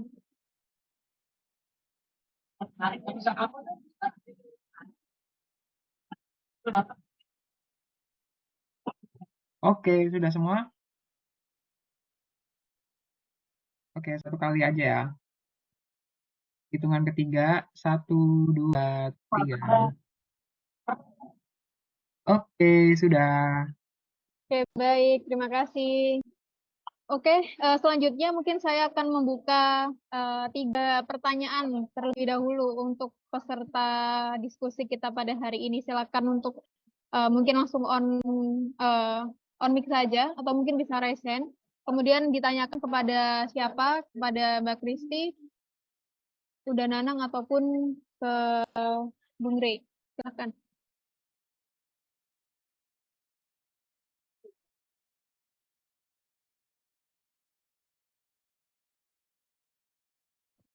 Silakan teman-teman, atau mungkin sudah sangat jelas dan komprehensif ya penjelasan yang telah disampaikan oleh para narasumber kita.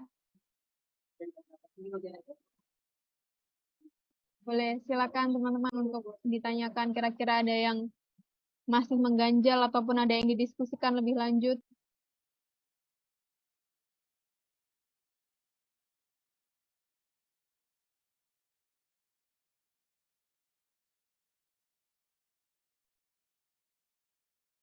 Mbak Nisa, saya ikutan nanya. Oke, silakan Bang Jerry. Ya, pertanyaannya problemnya sebenarnya dua. Kalau kita tadi lihat di diskusinya, di satu sisi inkompetensi di kepemimpinan KPK saat ini, yang kedua saya agak khawatir aja ini arogansinya militer kok bablas aja sih, Abdul.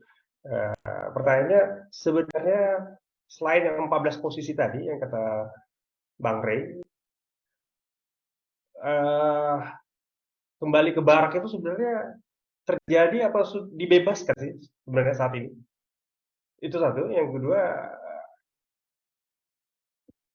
bagaimana sebenarnya? Mau kita perkuat kembali ini KPK atau memang sebenarnya memang kita membiarkan dia pelan-pelan runtuh karena konteksnya agak berbeda. Sebenarnya kalau saya lihat cicak buaya tadi kata Mbak Kristi, kuat dukungan dari masyarakat sipil karena di dalamnya kualitas integritasnya berbeda dengan yang sekarang. Permasalahannya kan korupsinya belum selesai. Maksudnya masih banyak proses-proses yang terjadi dan menghadapi pemilu juga saat ini. Kalau KPK-nya bubar, apakah lembaga polisi dan jaksa sudah cukup siap? Lalu sebenarnya kita mau apa yang harus kami sekarang posisinya adalah di masyarakat publik. Kami tidak bisa memposisikan bahwa kami adalah partai elektoral, tapi kami percaya bahwa menghimpun suara publik dan menyuarakan dan meresonansikan lagi itu akan cukup kuat. Tapi permasalahan di mana? Di mana kita temukan untuk kembali meluruskan saja semua ini di mana? Apakah kita biarkan aja hancur habis-habisannya KPK-nya tadi by design? Yang kedua juga apakah kita biarkan juga militer kembali keluar dari baraknya? Enggak, begitu kurang lebih seperti itu. Ya, terima kasih Bang Jerry atas pertanyaannya. Mungkin udah Nanang ataupun Mbak Kristi ada yang mau terlebih dahulu dari pertanyaannya Bang Jerry terkait arogansi militer dan kira-kira apakah mau diperkuat kembali KPK atau dibiarkan runtuh? Silahkan. Aku jawab yang kedua aja biar udah Nanang jawab yang pertama. Oke, silahkan udah jawab yang pertama terlebih dahulu. Jadi gini kan ada 3 orang pembicara, ada Bang Ray juga ya.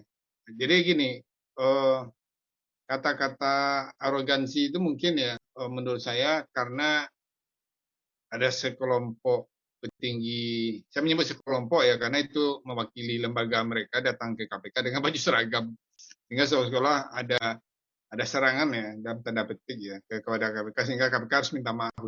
Tapi kalau saya lihat muka mereka kan senyum-senyum aja ketika konversi, salam-salaman, dan beda kalau datang tuh serombongan orang pakai baju partai atau serombongan orang pakai baju batik, mungkin beda lagi suasananya.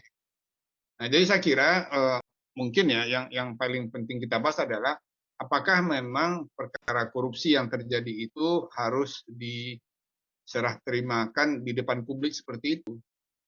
Nah, sehingga yang terjadi adalah gimmick-gimmick di luar perkara gitu.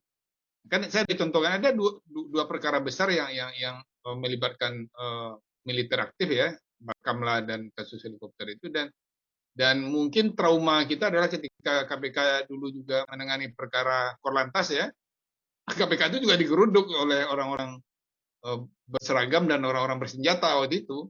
Ya, makanya terjadi kasus cicak buaya dan lain-lain. Nah, sampai akhirnya peristiwa yang sangat memilukan ya, Novel Baswedan disiram air keras segala macam itu kan juga ada perkara yang sedang ditangani KPK gitu. Apakah itu militer atau tidak, sebenarnya ini menunjukkan bahwa perlawanan koruptor terhadap penegakan hukum atau dalam bahasa lain ya koruptor fight back itu terjadi. Nah, modelnya kan relatif sama lah. Kalau dulu di era-era revisi undang-undang KPK ya kita mengalami doxing terhadap HP kita dihack, kemudian ancaman-ancaman yang sifatnya tidak langsung yang melalui media sosial, melalui WA dan lain-lain, kemudian karangan bunga. Tapi yang paling memilukan kita adalah secara kelembagaan level kepemimpinan di tubuh instansi kita tuh hari ini tidak berjalan baik. Nah, kita lihat bagaimana juga intervensi Luhut Binsar Pangaribun terhadap OTT KPK yang dianggap tidak efektif dan dianggap sebagai sesuatu yang tidak berguna dan bikin malu bangsa Indonesia, seolah bangsa ini korup. Padahal kalau kami ya dulu pelajaran berguru mencegah korupsi itu salah satunya sama kayak jurus silat. Pertahanan terbaik itu adalah menyerang. Nah, pencegahan terbaik itu adalah dengan menangkap-nangkapin orang. Salah satu hal yang kemudian menjadi viral ya, kalau kita sebut viral, ya KPK mencontohkan kalau nangkap koruptor itu ya salah satu di OTT. Nah, itu efektif itu. Walaupun efek jerahnya tidak timbul ya. Karena di kita tuh KPK jebloskan ke penjara, nanti pemerintah kasih remisi besar-besaran. Akhirnya orang enggak ada jerahnya gitu. Nah, jadi memang di kita itu tidak kompak dalam menegakkan hukum. Nah, jadi balik lagi dalam konteks demokrasi secara luas ya, di kita tuh lembaga-lembaga seperti KPK itu kan banyak diisi oleh kepentingan-kepentingan politik. Komisionernya dipilih oleh pansel yang ditunjuk oleh pemerintah, kemudian hasil kocokan pansel itu diserahkan ke DPR kemudian milih. Jadi artinya ini orang-orang yang memang lahir dari perut sebuah proses yang kompromistis gitu. Tidak orang yang lahir dalam rahim integritas yang utuh. Gitu. Ada kepentingan di dalamnya. Nah, sehingga ada sebenarnya kalau kami dulu waktu masih di KPK masih ada penyeimbang, yaitu ada wadah pegawai gitu. Tidak perlu ada dewas juga dulu, Bang Raya. Dulu kita tidak ada dewas ya, ada masyarakat sipil yang setiap saat bisa langsung mengawasi KPK gitu. Karena di dalam undang-undang KPK yang lama itu partisipasi publik itu salah satunya ya memberi masukan kepada KPK. Nah, dan hampir sebagian besar perkara-perkara KPK itu adalah partisipasi publik melalui apa, pengaduan masyarakat. Nah, jadi ini yang kemudian kenapa kita bisa dengan sangat jelas membuat komparasi ya, kalau ini dibandingkan setiap era kepemimpinan itu memang ini era paling buruk, era yang paling banyak masalah itu ya. Masalahnya ya by design semua itu, undang-undangnya dilemahkan melalui revisi dan dewasnya diciptakan untuk melegitimasi kesalahan-kesalahan seperti Bang Raya bilang tadi. Ini teman-teman IM 57 aja, baik secara personil maupun secara kelembagaan itu sudah melaporkan beberapa orang pimpinan, tapi hasilnya nggak ada. Nah, jadi mereka tetap Lili Pintauli itu aja kalau kita baca undang-undang ya itu udah harusnya pidana, tapi kan nggak lanjut pidana, hanya disuruh mundur. Dan saya kira inilah yang harus jadi perhatian kita, bahwa kita bicara ini karena kita sayang kepada lembaga-lembaga yang ada di negara kita, karena kita pembayar pajak yang membiayai kehidupan mereka, kehidupan lembaga itu. Gitu. Jadi kita berhak juga.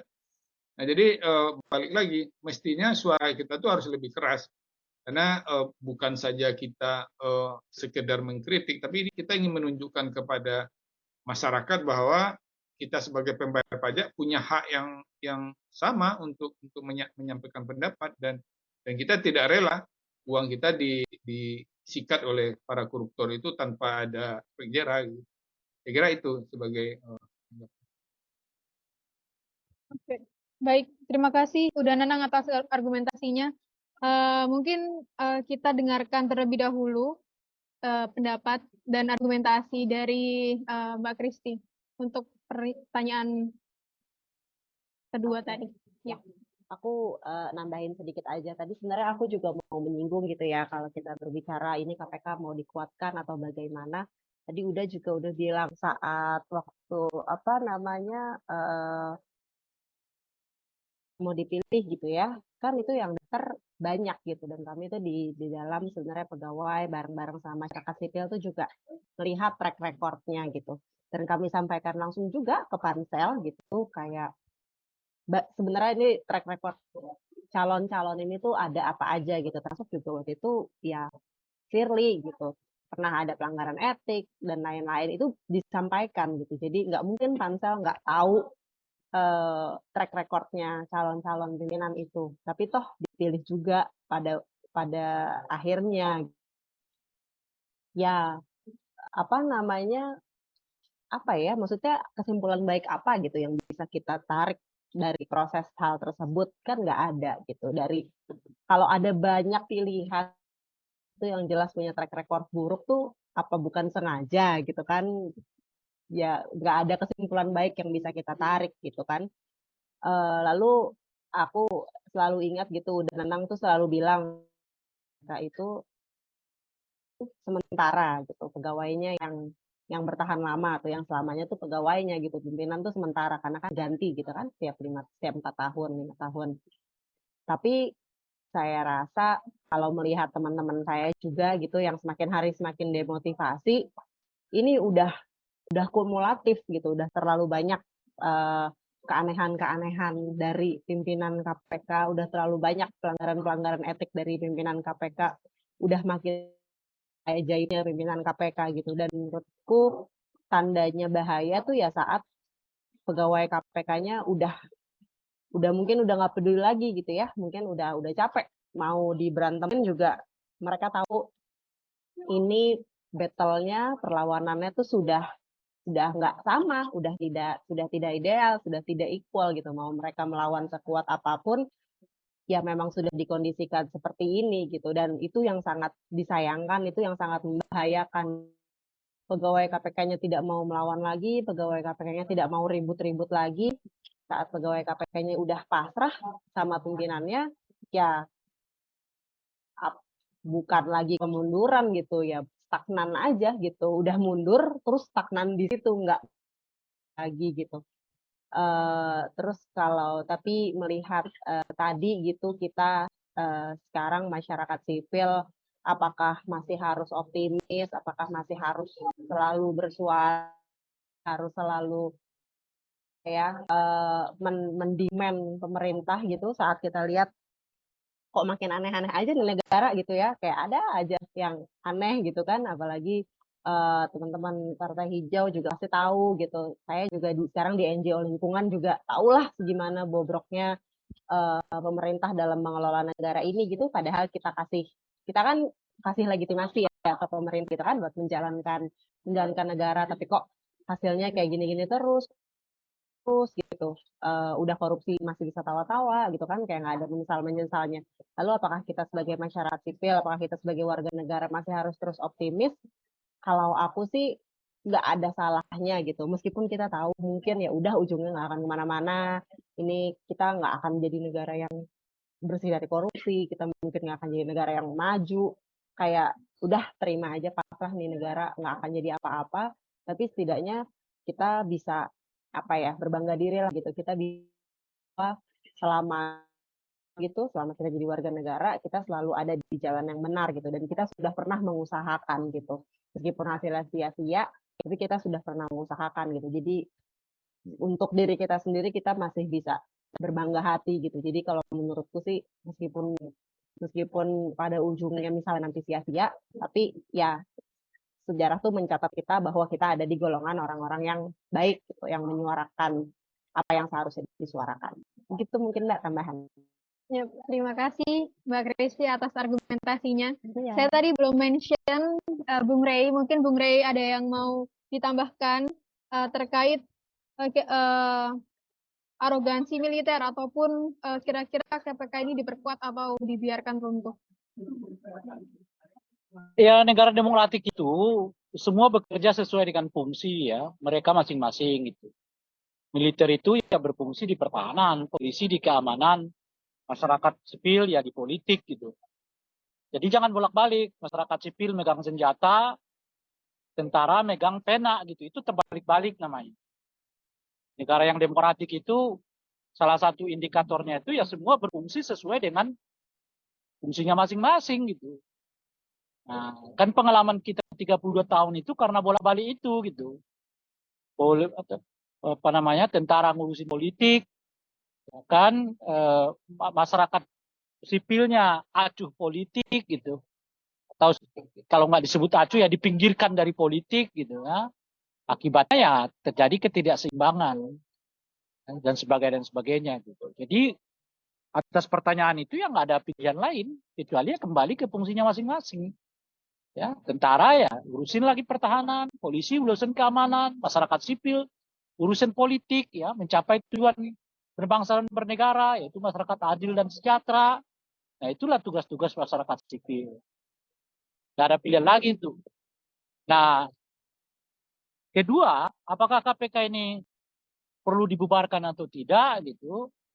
Ya harapan saya sih tidak ya, karena selama KPK, polisi dan jaksa masih dalam suasana seperti sekarang, tentu amat sangat tidak mungkin kita berharap dua institusi ini dapat ya, diandalkan untuk melakukan pemberantasan korupsi. Gitu. Sangat tidak mungkin. Kecuali dua institusi ini memperlihatkan kinerja yang jauh lebih baik seperti tanda-tanda mulai terjadi di kejaksaan ya, atau ya apa namanya itu kalau sudah baik macam-macam itu ya tentu kita bisa berpikir mungkin saatnya KPK ini harus dibubarkan dan seterusnya. Nah cuman saya sendiri tidak berharap ya ideal di era setidaknya 1,5 tahun lagi masa Pak Jokowi ini gitu. Saya kira ya sudah sulit berharap akan ada terobosan-terobosan bagi penguatan demokrasi di era kepemimpinan 1,5 tahun Pak Jokowi ini ke depan gitu. Nah satu-satunya harapan kita dua hal ini bisa ditata kembali yaitu melalui pemilu 2024 yang akan datang. Mudah-mudahan lahir pemimpin yang punya komitmen pada dua hal itu. Pertama adalah ya, mengembalikan TNI sebagai institusi ya pertahanan negara, dan yang kedua adalah memperkuat KPK untuk menjadi salah satu garda terdepan dalam konteks pemberantasan korupsi. Nah, siapa kira-kira yang punya komitmen terhadap ini ya silahkanlah kita uji masing-masing gitu. Ya, kepada 3 pasangan capres ini, kalau saya sendiri sudah berulang kali ya mengkampanyekan agar kita semua lebih fokuslah untuk melihat ya gelagat, ciri-ciri, visi misi dari 3 capres-capres ini dalam konteks 2 isu ini. Nah sayangnya kan sampai sekarang nggak ada juga pernyataan capres-capres ini gitu loh terhadap isu ini gitu. Lebih khusus lagi kepada Pak Prabowo sebagai Menhan. Sebagai Menhan beliau sama sekali tidak memberikan pernyataan apapun terhadap kasus ini. Nah, apakah beliau ya mengingatkan oknum TNI atau apalah agar ya jangan terlalu mempersoalkan soal prosedur. Ya, selama apalagi prosedurnya itu debatable, kecuali salah gitu. Tiba-tiba ya kita disuruh KPK nangkap, ya itu salah gitu loh. Itu jelas ya dipersoalkan. Kalau yang debatable kayak kemarin itu, ya mestinya nggak usah diperdebatkan gitu. KPK yang nangkap, KPK bersama TNI yang nangkap itu sama-sama baik gitu. Ya, jadi jangan hal-hal yang teknis mengalahkan hal yang substantif. Apalagi yang teknis itu debatable ya. Kecuali ya salah, substansinya caranya salah gitu. Itu baru tentu kita kritik sama-sama. Nah, saya lagi nunggu nih, ya kapan Pak Prabowo memberikan pernyataan terhadap kasus ini gitu. Ya, baik beliau sebagai Menhan maupun beliau sebagai, apalagi beliau sebagai calon presiden yang terlihat ya elektabilitasnya lebih baik dari 2 calon presiden yang lain gitu. Apa sikapnya pada 2 isu sekaligus? Isu soal pemberantasan korupsi, ya kan? Dan yang kedua isu soal ya apa namanya itu ya pelibatan TNI di ranah sipil yang sudah melebar di luar 13 atau 14 ketentuan seperti yang diatur dalam undang-undang TNI. Gitu. Apa pandangan dan sikap beliau ini? Nah, ini yang saya sendiri lagi nunggu. Sayangnya udah beberapa hari ini kita nggak mendengar ya, sama sekali pernyataan dari Menhan. Menko Polhukam sih ada, tapi Menhannya belum. Ya.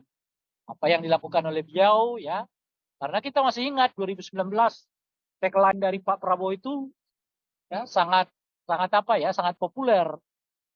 Yaitu tagline cegah kebocoran, cegah kebocoran, cegah kebocoran.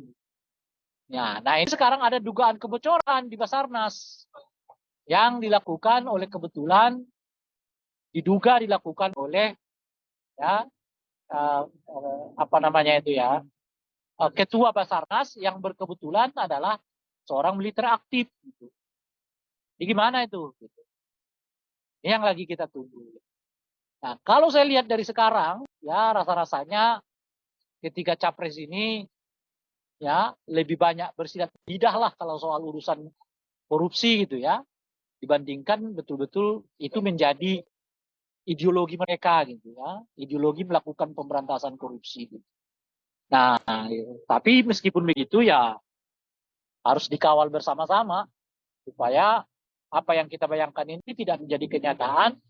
Yang jadi kenyataan adalah yang sebaliknya, bahwa 3 pasangan capres ini atau pasca 2024 kita mampu lagi membenahi ya berbagai infrastruktur demokrasi kita yang mengalami defisit sekarang ini gitu ya. Salah satunya adalah pelibatan TNI di ranah sipil yang tidak berkesesuaian dengan aturan dan undang-undang yang berlaku. Itu dari saya. Baik, terima kasih Bung Rey atas argumentasi dan pendapatnya mengenai pertanyaan yang disampaikan oleh Bang Jerry tadi. Mungkin saya juga ingin mengundang Bang John, kira-kira adakah argumentasi lain ataupun tambahan yang ingin diberikan oleh Bang John terhadap argumentasi-argumentasi sebelumnya? Oke. Halo Bang John. Oke, baik. Mungkin oleh karena itu kita telah berdiskusi sepanjang ini membahas mengenai KPK versus militer seperti itu. Dan saya mungkin ingin memberikan floor kepada Bung Rama untuk memberikan penutup terkait diskusi pada malam hari ini. Silakan Bung Rama. Ya, terima kasih sebelumnya Kak Nur Anissa dan Bang Ray Rangkuti, kemudian ada Ulan Anang dan Kristi yang sudah memberikan waktu untuk Partai Hijau Indonesia untuk memberikan sharing pengalaman dan juga sharing pengetahuan yang memang cukup kami butuhkan. Kemudian dalam konteks perpolitikan tadi sudah cukup disinggung juga bahwa selain kemudian bicara tentang KPK dan juga militer, tentu politisi dan partai politik memiliki peran atas apa yang terjadi saat ini gitu. Dan keborokan-keborokan saat ini pun kemudian tidak terlepas dari bagaimana kemudian situasi-situasi politik dan juga bagaimana politik hukum yang diciptakan, bagaimana undang-undang KPK, undang-undang Omnibus Law dan lain sebagainya. Tadi sudah dijelaskan juga oleh Bang Ray bahwa politisi-politisi ini harus bertanggung jawab untuk menjawab situasi saat ini. Kalau kita bicara konteks saat ini, bagaimana kemudian Presiden Jokowi sebenarnya sudah tadi mengevaluasi keberadaan TNI di ranah sipil, tapi apakah komitmen itu dirasa cukup? Menurutku enggak, karena kemudian statement terakhir dari Menko Polhukam, beliau mengatakan bahwa setuju dengan ada pembahasan rancangan undang-undang TNI. Nah, ini yang kemudian menjadi warning juga buat kita bahwa jangan sampai kemudian apa yang dulu dicita-citakan 98 justru dikhianati oleh adanya rancangan undang-undang TNI. Nah, kemudian kawan-kawan bahwa kita sudah memahami kondisi situasi partai politik yang buruk dan kemudian politik hukum yang banal yang disampaikan oleh Uda Nanang. Apakah kemudian kita tentu anti politik dan tidak? Menurutku justru kita harus membangun sebuah kekuatan politik bersama untuk kemudian mencegah kebanalan-kebanalan terus dilakukan oleh orang-orang yang mengkhianati para pahlawan-pahlawan kita ketika mendirikan bangsa Indonesia. Nah, Partai Hijau Indonesia memiliki komitmen itu dan kemudian memang harus kemudian bersikap terhadap apa yang terjadi situasi saat ini, dan memang itu juga menjadi poin penting adanya partai politik gitu kan. Budaya politik yang saat ini dibangun oleh Partai Hijau Indonesia juga menjadi bagian perlawanan, bagaimana kemudian tidak terfokus pada satu dua orang yang kemudian akhirnya menciptakan berbagai macam permasalahan. Nah, budaya-budaya seperti ini menurutku juga menjadi poin penting untuk kemudian melakukan pencegahan terhadap tindak-tindak korupsi, kemudian ancaman demokrasi yang saat ini terjadi, dan kemudian juga berbagai macam represivitas terhadap iklim demokrasi, dan juga cukup banyak juga terkait krisis iklim, karena seperti kita ketahui bahwa korupsi lingkungan ini cukup banyak juga. Nah, Partai Hijau Indonesia memiliki komitmen untuk itu gitu kan. Makanya salah satu pendiskusian ini bentuk tanggung jawab Partai Hijau Indonesia sebagai partai politik dan perlawanan terhadap nilai-nilai yang selama ini dibangun dan kemudian diruntuhkan oleh segelintir orang yang ingin menghancurkan bangsa ini. Dan kalau dariku gitu kan, mari bersama kemudian kita membangun budaya politik yang bersih, adil, dan lestari. Bagaimana kemudian ke depan kita melakukan perlawanan terhadap tindakan-tindakan banal, dan ada yang kalau dari aku pribadi gitu kan, aku menurutku situasi saat ini sudah cukup menurutku untuk menyimpulkan bahwa Firly Bahuri dan kawan-kawan seharusnya sudah tidak layak lagi menjadi pimpinan KPK. Kemudian juga para politisi yang ada saat ini di Senayan, partai politik itu harus bertanggung jawab atas apa yang terjadi saat ini gitu kan. Kemudian juga selain itu, bagaimana kita mengembalikan tugas dan fungsi mulia Tentara Nasional Indonesia, bagaimana kemudian mereka menjaga NKRI dengan penuh kasih sayangnya gitu kan, dan kemudian tidak mencampuri dengan urusan-urusan ranah sipil. Itu yang diharapkan ke depan gitu. Mungkin itu dari aku, Mbak Nur Anissa. Terima kasih kawan-kawan semua, terima kasih para pemateri, ilmu yang bermanfaat. Salam bersih, adil, lestari. Baik, terima kasih Bung Rama atas closing statement dan kalimat penutupnya. Saya juga ucapkan terima kasih sekali lagi kepada Bung Ray Rangkuti, kemudian juga ada Uda Nanang Farsyam dan Mbak Kristi Afriani. Sekali juga dengan Bung Rama, saya ucapkan terima kasih banyak telah membagikan knowledge, insight, dan pandangan-pandangan argumentasi yang sangat luar biasa pada diskusi pada malam hari ini. Semoga kita bisa semakin mengetahui dan semakin mendorong bahwa lembaga-lembaga negara itu memang harus berjalan sesuai dengan fungsinya. Itu saja yang bisa saya sampaikan. Selamat malam teman-teman. Sampai jumpa di kesempatan berikutnya. Terima kasih. Terima kasih. Amin. Terima kasih semua. Terima kasih semua. Terima Terima kasih kasih. Mbak Kristi. Terima kasih Mbak Re, udah Nana, Mbak Kristi, Ya. Mbak Izin Rahmat, pamit Lilin. ya. Terima Ya. kasih. Assalamualaikum. Salam lestari. Assalamualaikum. Salam lestari.